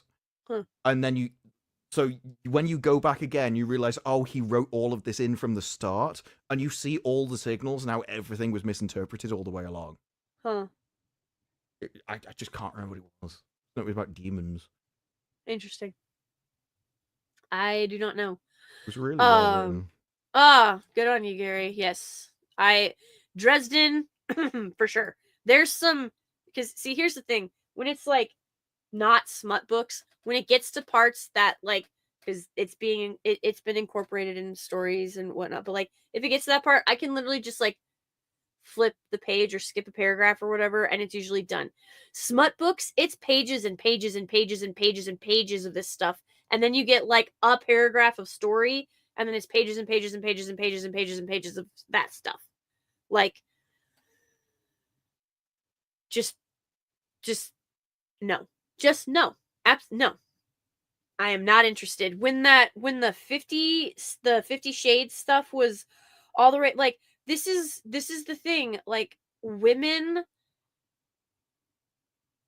will eat this stuff up. 50 Shades and Twilight proved it. They proved it. Those monies did not make hundreds of millions of dollars because nobody went to go see them. Like, women love that stuff. Women want to be pampered. They want money. They want clothes. They want status. Salki is no different. She wanted prestige. She wanted to be in the inside circles with these movie stars and with these producers, and she wanted to go to the parties. She wanted to be in the it crowd. That's what she was pushing for. It wasn't to tell stories.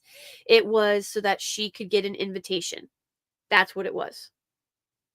But this is why all of our storytelling has devolved. And then you've got poor Disparu going off on hunting tangents about books that are terrifying, like, for multiple reasons. And Disparu, the bigger issue is that book isn't an exception. No. It's not even unusual. Nope. That is just women's books. That's the really when you realize that, you're like, oh, okay. Yeah. Yep. Men's books are out stopping people and saving the earth. Women's books are that. Yeah. It blows my mind. It blows my mind that this is where we are, but it's because of people like Jennifer Salke that we've been delivered to where we are. It's just the natural instinct of both sorts. There are evolutionary reasons why this happens. The love of the forceful conqueror kind of thing. because otherwise you'd die, basically. Yeah. So only the people that could adapt to the new, stronger conquerors are the ones which survived and bred. Yep, pretty much. So this is the paragraph where people are like, "Nuh-uh, she wasn't fired." Yes, she was. Whoa, went the wrong way. One thing I did want to call out is this fact that following Jen's decision to step away, we've decided to flatten our leadership structure a bit and not fill the head of studios role. And you still need a head. You still need a head, but now they're going to have to answer to just a higher person. That's all.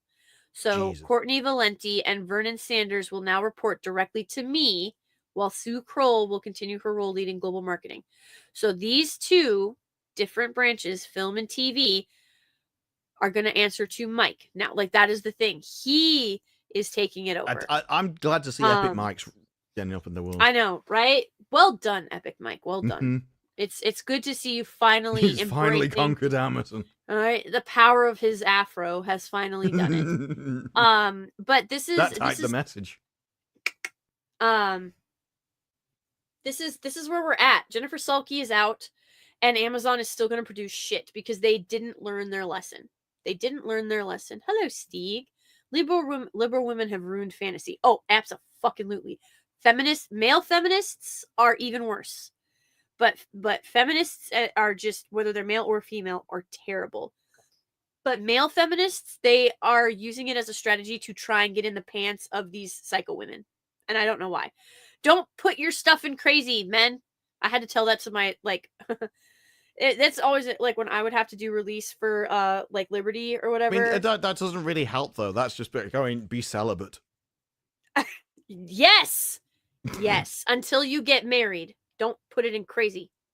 Okay? I mean, plenty of, monks. Plenty of monks in the UK took that kind of vow, and what did they end up doing? They started brewing the strongest alcohol you've ever had in your life. Yes. All monks seem to be doing is just worshipping and making booze, from what I can tell, in the UK. They've all got all the liqueurs. That's just, like, so beer is, so here is the thing. Beer, like, modern beer is actually, it's Catholic. So the Catholic monks, they weren't allowed to have mead because I always made spirits. Yes. Well, so they couldn't have the mead because of something that was, it was like there was ingredient in it that broke Lenten rules. So what these men did, they problem solved, and they were like, okay, we're gonna make the most delicious beer that we can drink during Lent.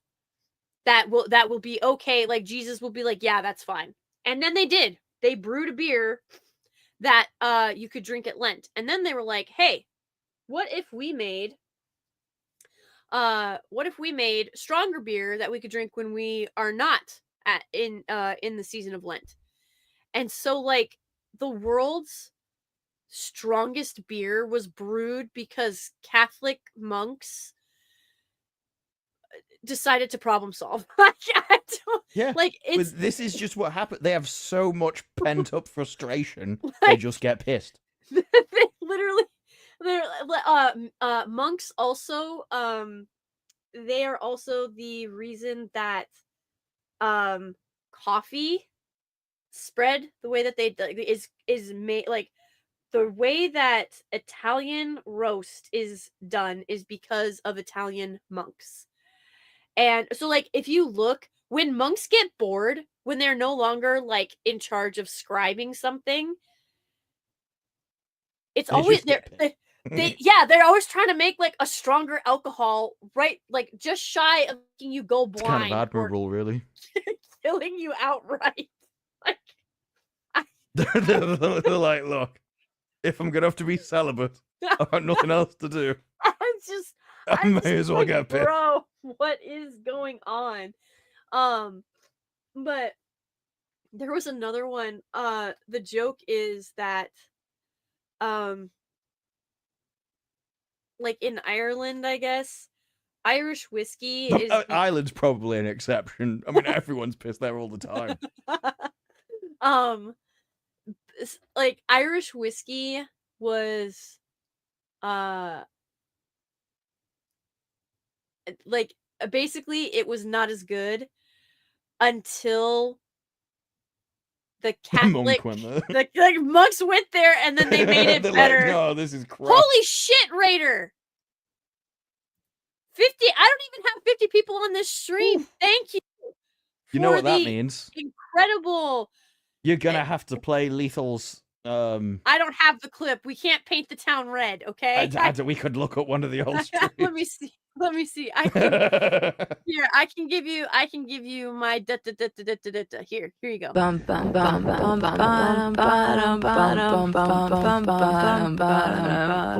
Wait, I can do that better. I can do that better. What if it's like? What if it's like?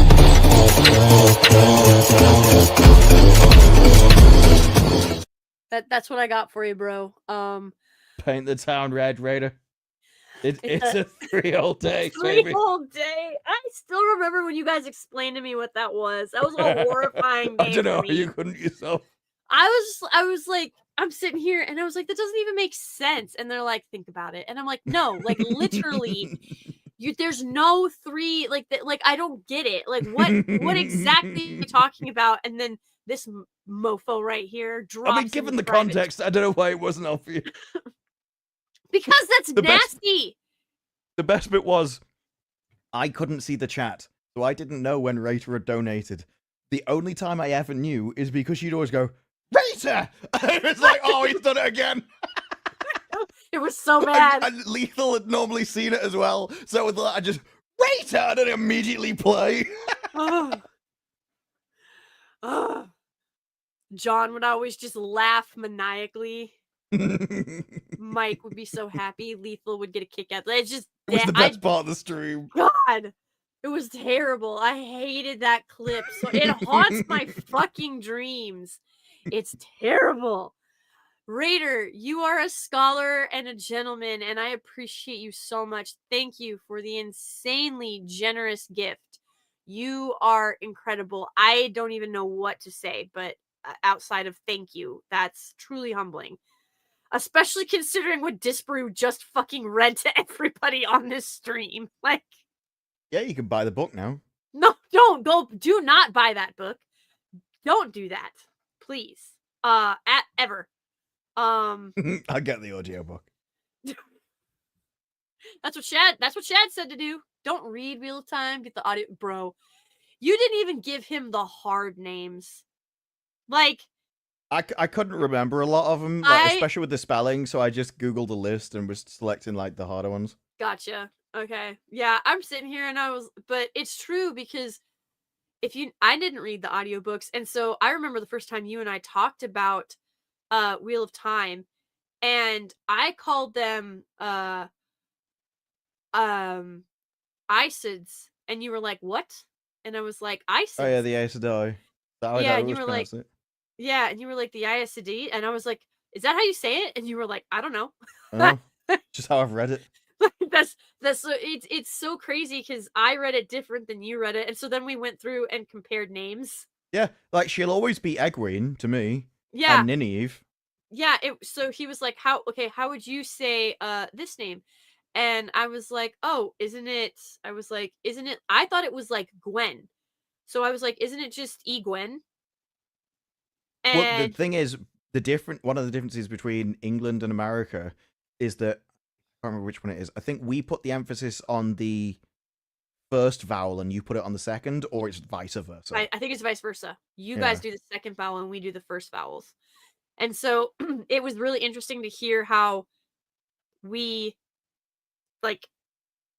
pronounce them totally different. I think I was calling her Nynaeve was how I thought you said her name.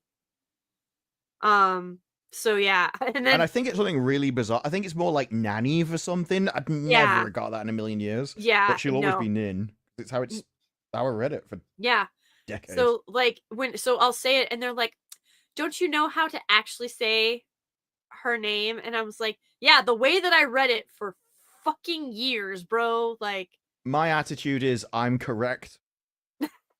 And they're like, well, the audio, it's not my fault they recorded it wrong. Yes. Like, well, actually, I'm English. Of course I'm pronouncing it correctly. Cool whip. Why you put so much emphasis on the H? Whip. It's Family Guy. Family Guy. Yeah, the Mhm. the baby guy thing. Yes, Stewie. Yeah. Stewie. Good shit. But yeah, so Jennifer Salke has allegedly decided, that she's Like gonna her leave. name is Barbara Broccoli as well. It's not broccoli. Pretentious tart. Yeah, it's broccoli. Yeah. With The bouquet bucket woman. residence. That's all I hear is Yeah. fucking keeping up with appearances. And it's Actually, it's the broccoli. bouquet residence, the lady of the house speaking. It's like, your name is Bucket, I madam. need to speak to the bucket woman. I need to speak to the bucket woman. It's bouquet. It's broccoli. No, bitch, it's broccoli. Mm-hmm.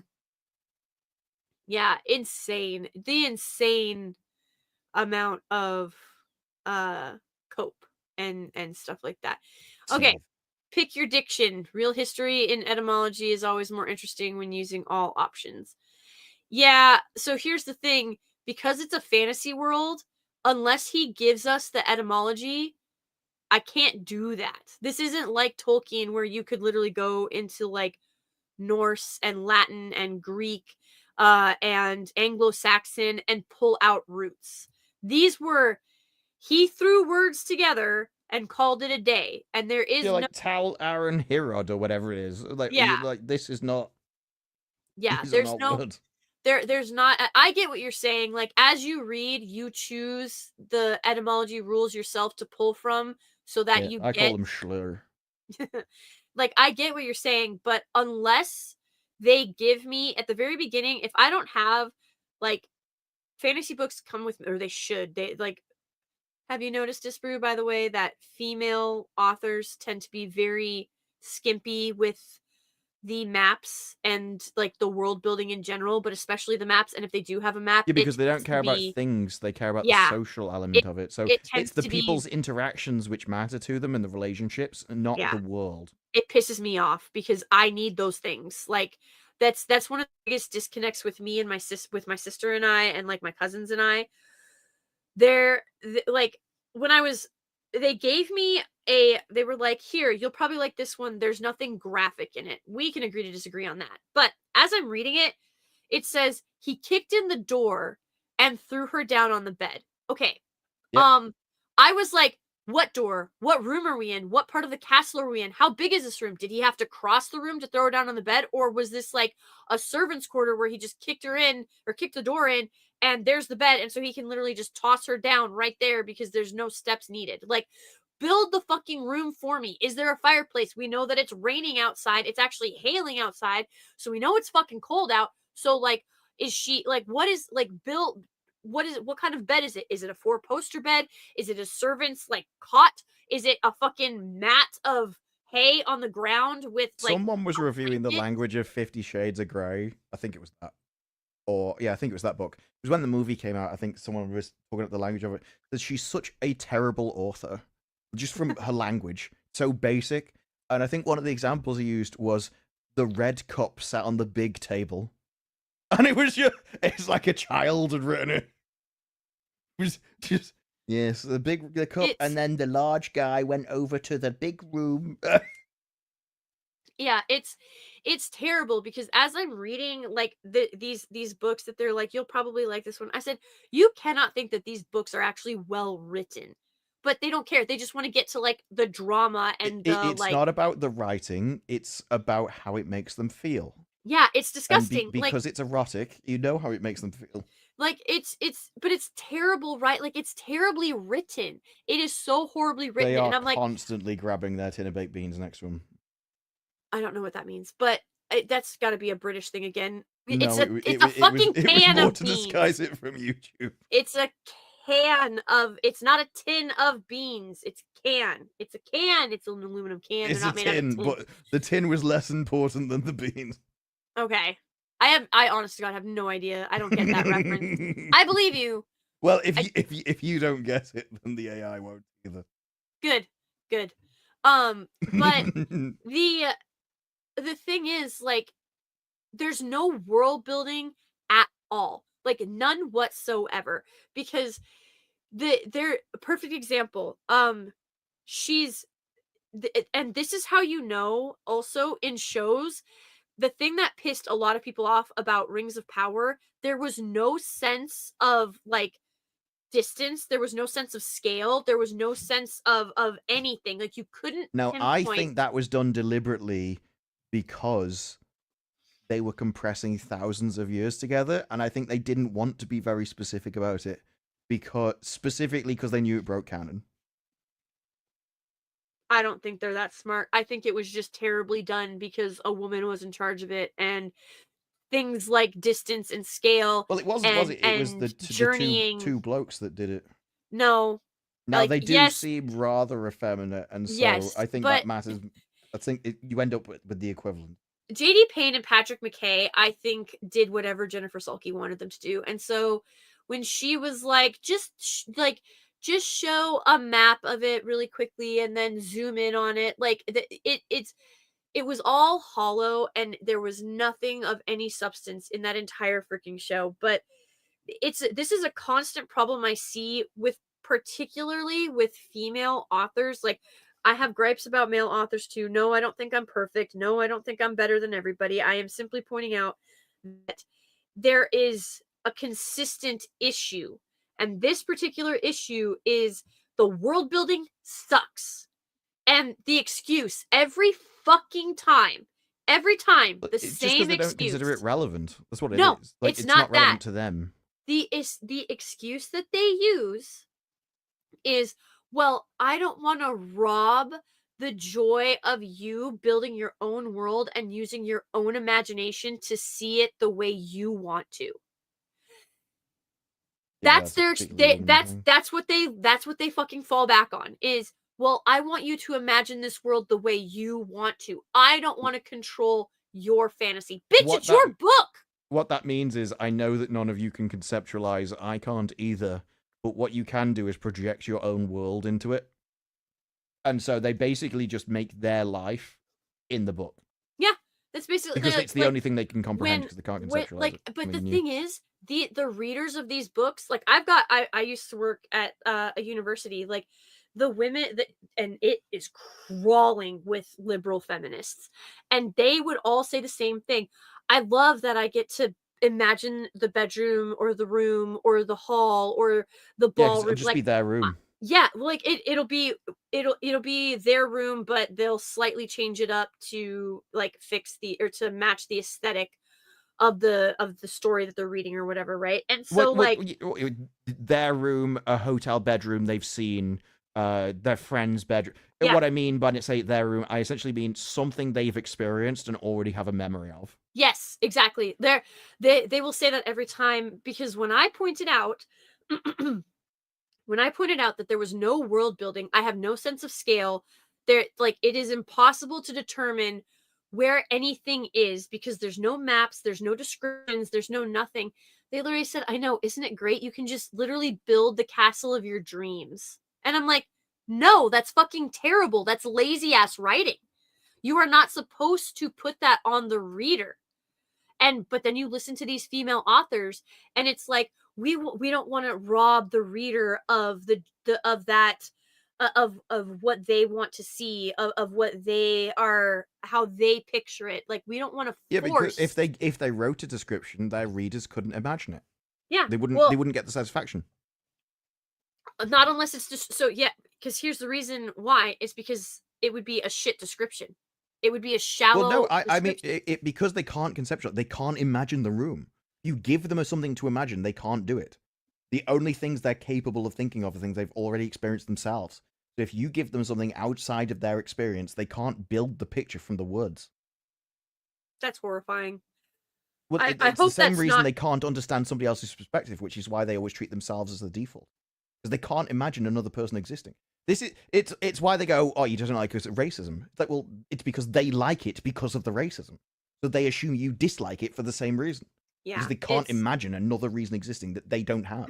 What a bizarre way to live your life. To never really, like, that means that you genuinely do not actually have anything. This is women. This is why we need men, because you need some kind of solid ground, some kind of solid foundation. Well, I don't know if you've seen those tweets where it's like, multiple heads, and there's an apple of various different detail. And it's just a load of people, and the last one is no apple. And there's just a load of people going, I'm a 0, yeah, I'm a 0, I'm a 0. Well, you guys can imagine an apple? You guys see images in your head? That's wild. And this happens all the time. Loads of people don't have internal monologue. How do you not? Yeah, see, that blew my mind when I found out that most of the world doesn't have an internal monologue and that they can't this visualize stuff isn't things. rare. Yeah. Yeah, it's just insane to me because, like, no wonder you don't like the weird Lord of the Rings books. It's because it's something that's got depth and has soul, and you need to actually be able to remove yourself from the story to be able to understand it. It's just, this is why they can't have a bedroom described, because they only know their bedroom, and so they have to think it's happening in their bedroom. Yeah, and like they can't imagine. And this is the part that pisses me off, because I'm like, this is not my story.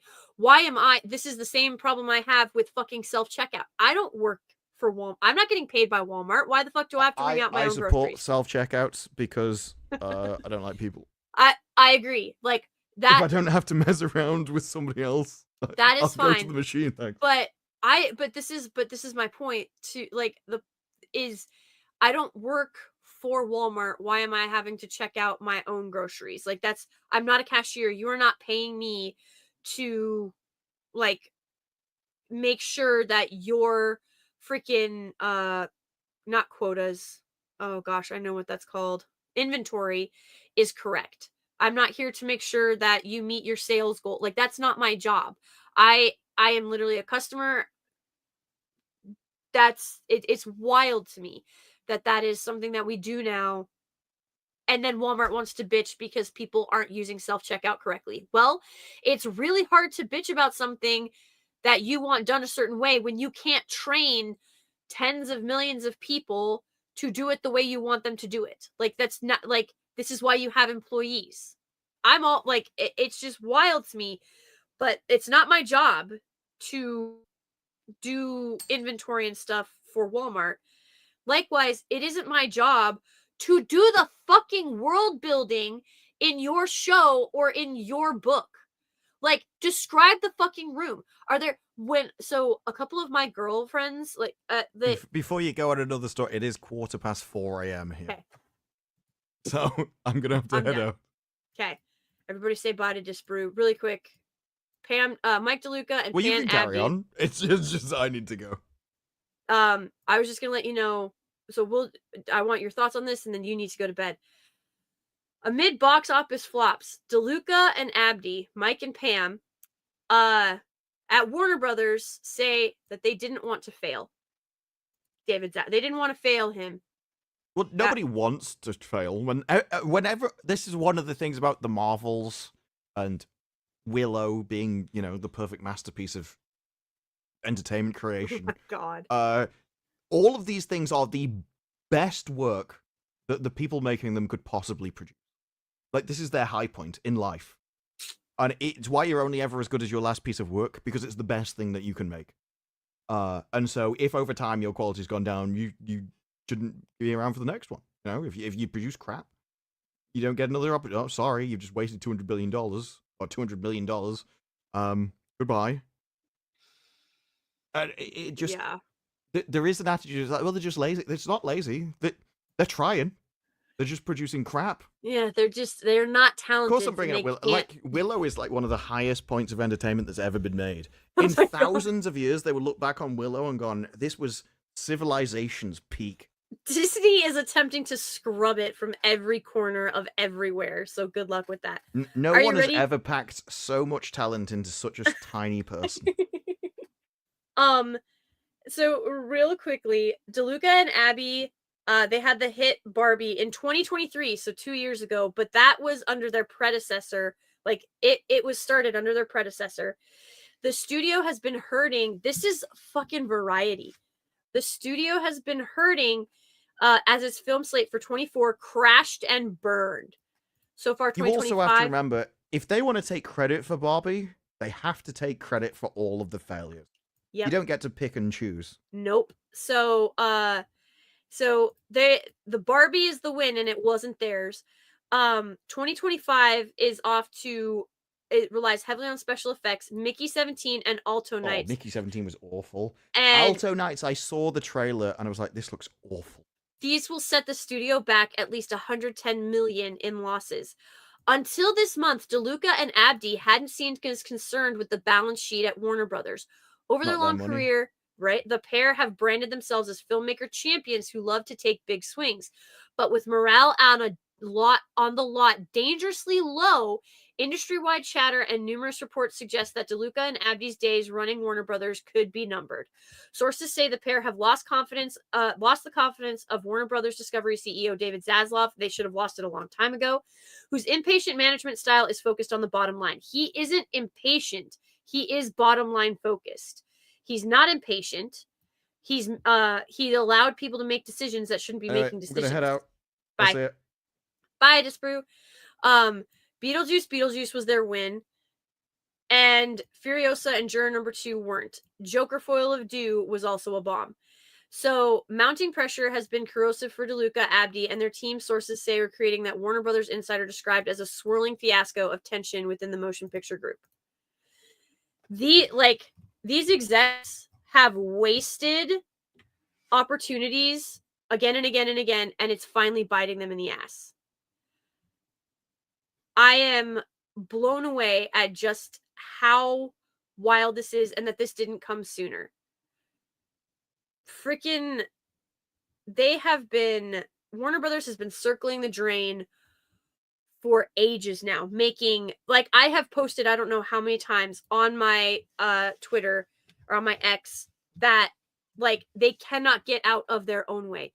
Between the casting decisions of the casting decisions for the Harry Potter show that's coming up to, like, just intersectional feminist bomb after intersectional feminist bomb after, like, freaking just nonsensical, poor storytelling, just blatantly bad stuff.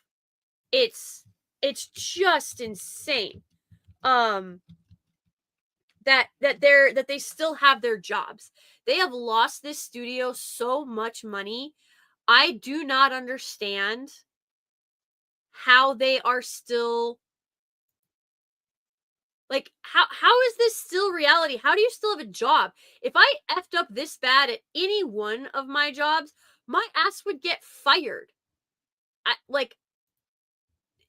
wouldn't be close. I don't know how many people would get this. Like, this is just insane. And again and again and again, this happens. They make bad decision after bad decision.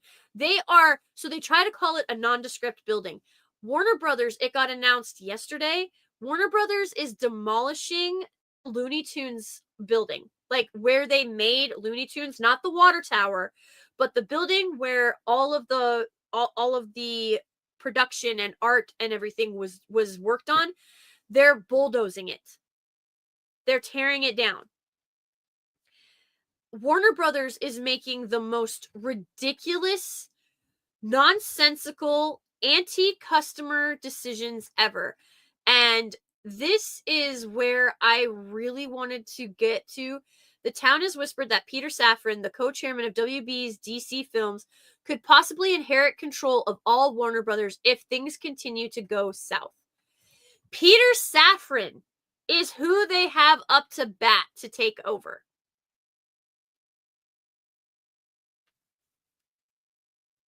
DC, so if you guys watched FNT earlier, what Gary has, like, this is mostly common knowledge and stuff like that, so Gary wasn't really sharing anything new. But it's going to be exactly what I said it was going to be. It's going to be exactly what I fucking said it was going to be. It is going to be Guardians of the Galaxy 4. That is what we are going to get. Gunn is not taking this seriously. We are going to get Guardians of the Galaxy 4. We are not going to get Superman. He is a one-trick pony. Like, listen, I've said this before and I'll say it again. There is nothing wrong with being a one-trick pony. Nothing at all with being a one-trick pony if it's a good trick and you are good at it. Jason Statham, perfect example. Like he's actually got, he's got range, he's got talent, but he knows his fucking niche. He knows what his bread and butter is. Fast cars, hot women, and smashing stuff with his fists and hammers.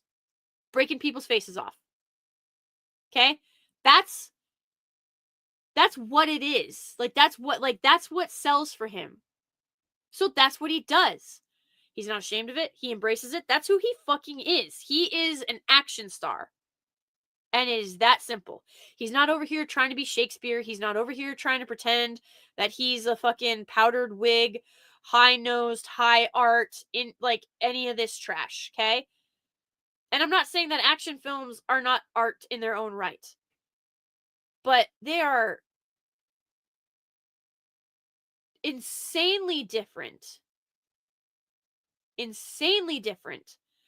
than, like, this isn't Pride and Prejudice. This isn't so this isn't going to be a Pride and Prejudice. This isn't going to be a Princess Bride. This isn't going to be a oh, I can see it. They have the ice skates. He gets hurt. He's the hockey player. Cutting Edge. Like, this isn't romantic comedy or romantic drama or high fantasy or anything like that. This is grit and iron and sweat and freaking action. Like, that is what it is. Okay? It is, and it's fan-freaking-tastic. He is a masculine male who is making masculine male films. Okay? That is what he is doing. And I am freaking here for it. If you guys have not seen A Working Man, you need to go and watch it. Yes, Prove It 22. Topic. But this is where we have arrived at. Warner Brothers is the one going through an identity crisis. They don't know who they are. They don't know who they want to be. David Zaslav, too much stuff going on. They've acquired too much. They are too big. There's too many cooks in the kitchen. David Zaslav has had to, what is the word? Relinquish too much control. And it's just not, it's not how this needs to work. Like, yes, you sit around, you brainstorm, you discuss, but ultimately somebody has to make the decision. Somebody has to be in control. Okay? It's insane that there's so much of this stuff has been decided by committee, because that is what is killing Warner Brothers right now. Nobody is in control because everybody is in control. They're having an identity crisis, and Zaslav needs to take control back. He needs to fire like 7/8 of his staff, and he needs to start over because they are driving themselves off of a cliff. I'm seeing Tit tomorrow. Yeah. You see Tit every day, don't you, Steph? I'm just kidding. I know what you mean. Yes, A Working Man is fantastic. It's so, yes, I know, Hosataka. Like, Gary was like, I'm gonna give it a 7, and then Ryan's like, nah, 6, 5.5. Like, they were shitting on the movie, and I'm like, bro, did we see the same movie? Fuck you guys. Like, love you, but no, you're fucking wrong. That movie is that's a 9. It's a fucking 9. Like, it's an action movie. Okay? If you grade that shit on a curve, it's a 12 out of 10. But this is where we have arrived to a point where accountability is only somewhat being taken. So Salki is gone. Her position's not going to be refilled.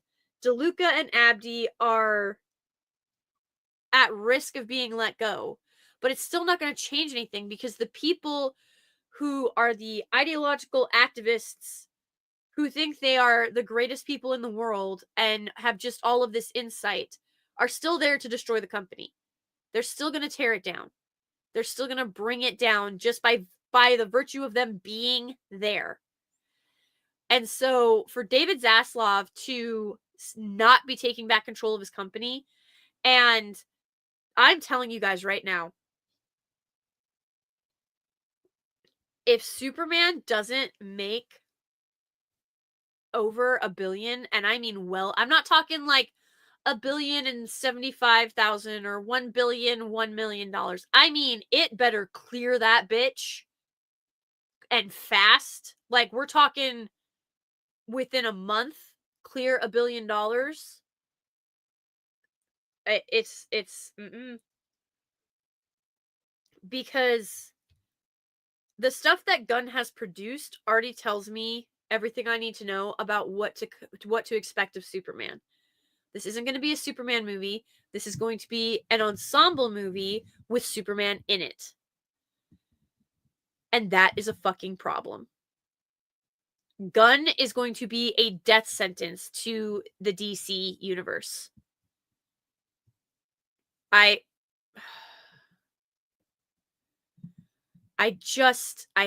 hate where we are, because it could have been so good. It could have been so amazing. And yet, they couldn't get out of their own freaking way. When your win as one of the, like, you've got Harry Potter. You have freaking Harry Potter. You have the Lord of the Rings. What is happening? Who is making decisions over there? This is idiotic by far.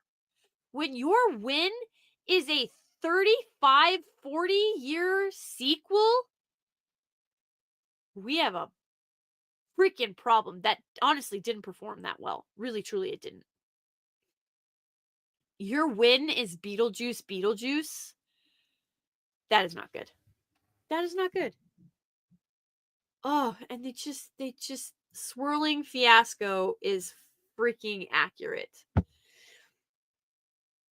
Things came to a head inside the operation last week in the run-up to a slew of release date changes. 4 sources with knowledge of the matter told Variety, notably that Paul Thomas Anderson's $130 million plus crime thriller starring Leonardo DiCaprio, One Battle After Another, was pushed from summer blockbuster season to September, where it can be positioned for awards. They're more concerned about awards than they are the audience. Maggie Gyllenhaal's The Bride, a punk rock art house project based on The Bride of Frankenstein, which cost $80 million, was moved from September to spring of 2026.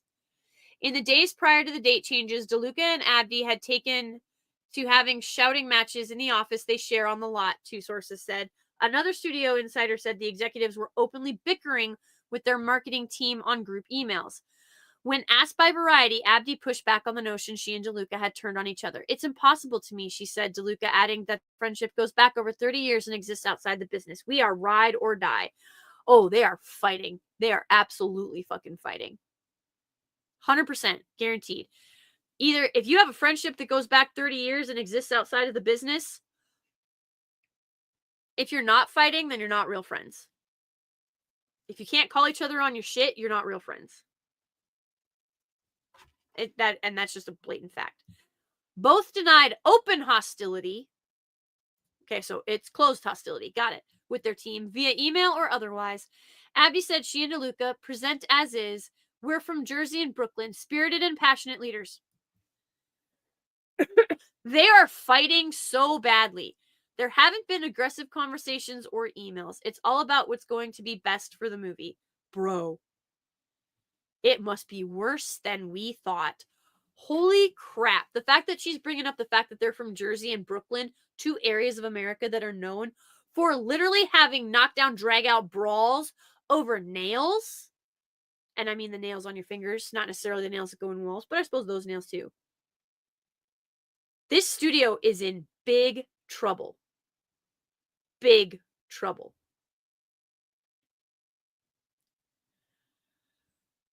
Oh my God.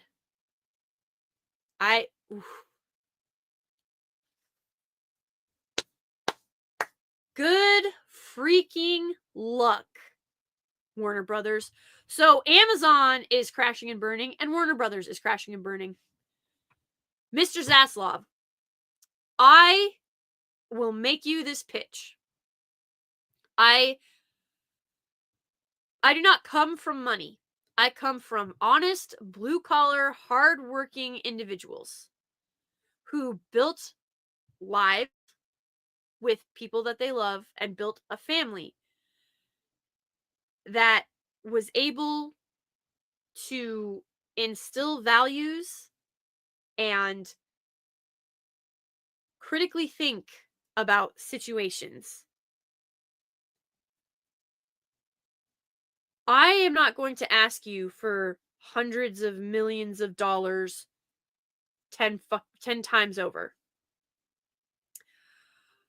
I need one shot. One shot. One chance. Just give me one. I will give you a original, interesting IP that will make money. And then you build from there. But that's all I'm saying. Like, get somebody in there who is there to tell stories. Doesn't have to be me. Okay? I obviously I've got my own opinions, I've got my own ideas, and I'm not going to roll over and be like we were talking about those authors earlier. I'm not going to make the audience do the work as far as the world building and the plot hole filling. No, that's my job. Their job is to enjoy it and to theory build and to be entertained. And then from there, something else can grow. Something else can occur. But if you do not have people in these positions who genuinely love to tell stories, you're going to fail every single time. Whomever it is that you want or decide to step into this role, their first priority has to be great storytelling. Not activism, not messaging, not platforming, not Instagramming, not educating, not indoctrinating, not awards. They better not be chasing little gold trophies because they're in it for the wrong reasons. If they do not love to tell stories, you are going to fail. If all they know is business jargon and they don't understand what gives soul to a story, they are going to fail you every single time. And you are going to continue to bleed money every single time because it is inauthentic. You can only sell people fake, I don't even know what to call, like, you can only sell people gloop for so long before they tell you, no, we don't want your gloop.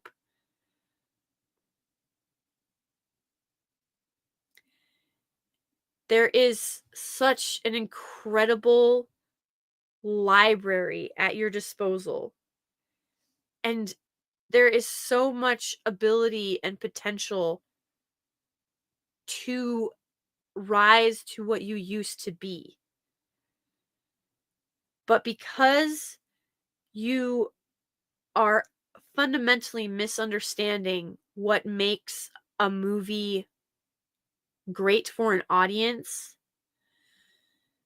you're not going to earn money. All the awards in the world don't pay the bills. All the activism in the world doesn't pay the bills. All of the posturing, all of the standing with, all of the political and social engineering, or so whatever you want to call it, social posturing, it doesn't put butts in seats. I put this out on my Twitter and I'm going to repeat it here. Alchemists found out the hard way that you cannot transform lead into gold. You cannot turn activism and tweets into paying customers. That isn't how it works. You need to go back to Field of Dreams. If you build it, they will come. You've built nothing. You have burned everything to the ground. There is nothing but ash. People are not going to come for ashes. They want greatness. They want exceptionalism. They want inspiration. They want to have their jaw drop in awe, not disgust. You are not building anything worth arriving to. You are destroying literally a piece of your history on that lot. You are taking out the building that is where the Looney Tunes were created.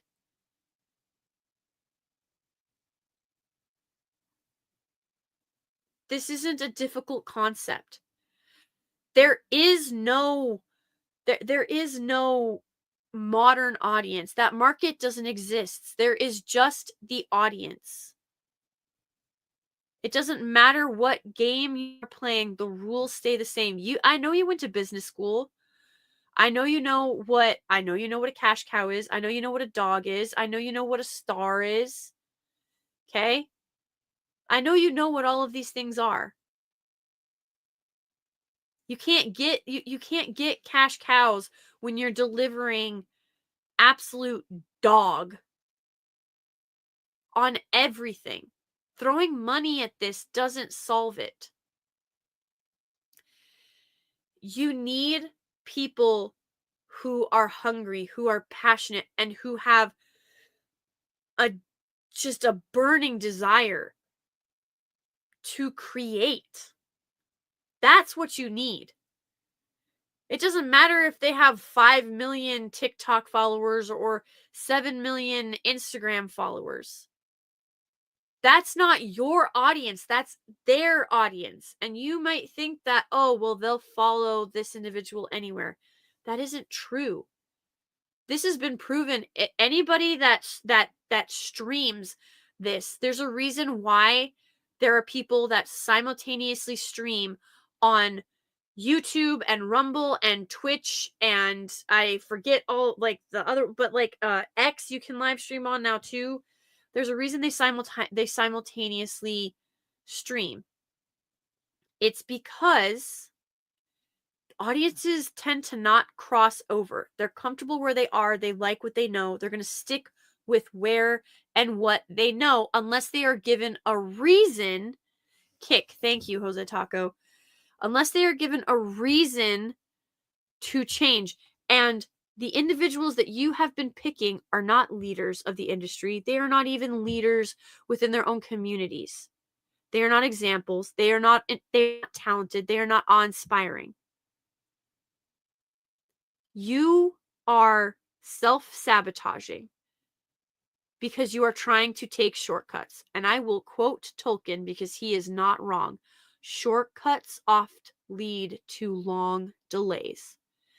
Because you tried to rush this, because you tried to cut corners, because you are attempting to take an audience who has no interest in your product and shoehorn them in by taking an influencer that they follow and artificially pumping all of this stuff up.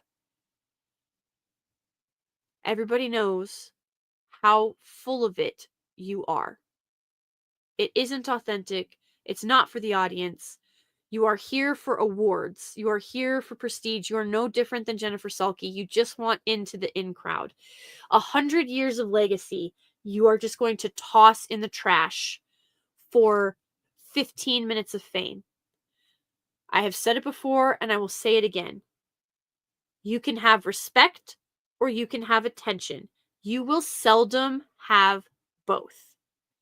And right now, you have a whole lot of attention and absolutely zero respect because you stopped telling stories and you started pumping out an algorithm. It's insane. They'll continue to sell gloop until the audience lowers its standards and just accepts the gloop. It's why, you're right. It's why some people right now are calling mid-entertainment incredible. Audiences' standards are lowering. Yeah, this is the thing. Like, I think that Gary and Ryan, that like everybody was way too hard on A Working Man.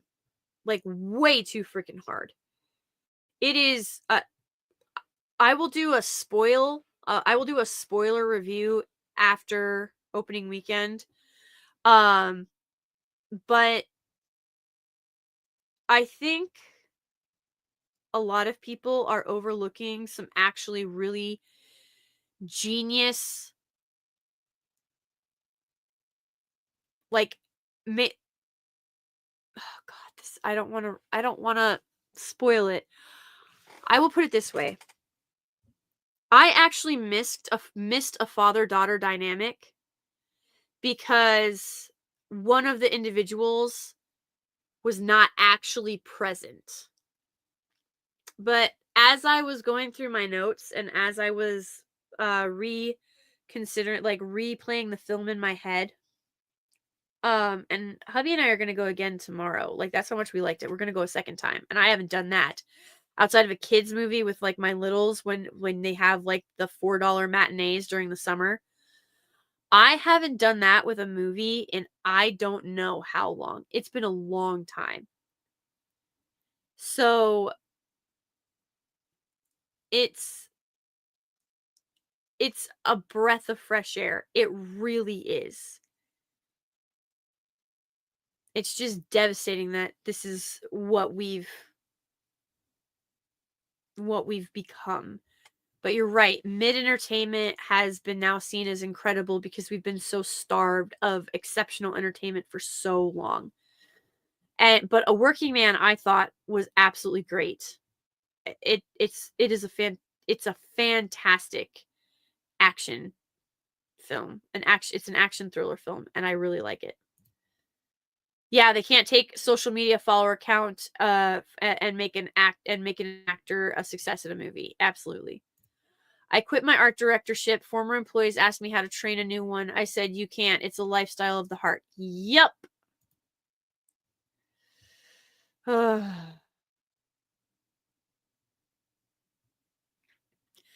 But folks, that's where we're at. Hollywood is just consuming itself at this point.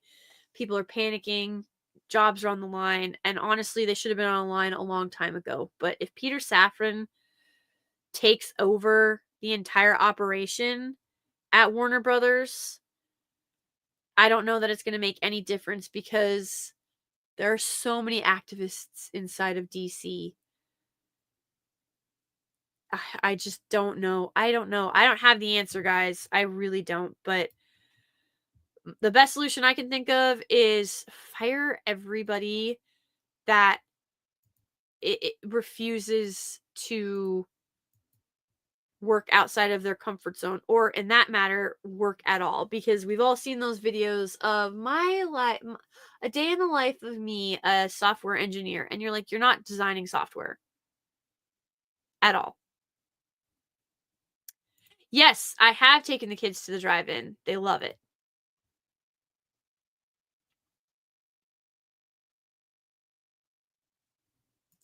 Yes, I liked, so The Martian is actually, that's one of the few instances where the movie is better than the book. And it is incredibly well done. And it is 100%, it is a survival. It is man versus everything and everyone. It is so good. But on that note, ladies and gents, thanks for stopping by. Disbrew was always a pleasure. He had to go because it was like 5 a.m. and he needs like sleep. That's a thing. But yeah, it was, what did he say? It was like 4:15 for him. So, Disbrew, hope you're getting some good sleep. Thank you for stopping by. Always a privilege to have you. Thank you for going on like a 25-minute rabbit hole of a freaking smut book. That was something, let me tell you. That was something for sure. But I'm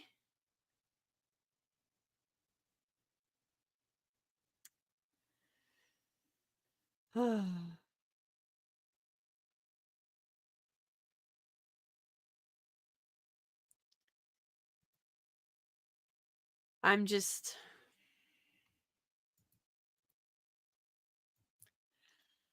I'm so sad at what, like, Warner Brothers. You used to see the that Warner Brothers logo and you would just be like, yes, this is going to be great, or at the very least this is going to be good. And they have forgotten everything about themselves. Ugh. Wild. But ladies and gents, it is always a pleasure. Thank you to Gary Thomas for the generous super chats and Raider for the incredibly generous 50 subscription gifts, the gifted memberships. That is truly humbling, and I am so eternally grateful. So thank you everybody for stopping by. Means the world, always does. You guys remain undefeated, chat. You are awesome sauce. And on that note, God bless, Godspeed, good night. We'll talk to you later. Bye.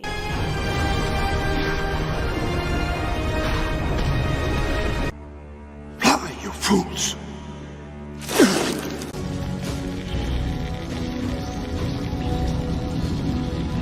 I love you. Harry, I love you! Don't dare you wait a minute! Don't do that!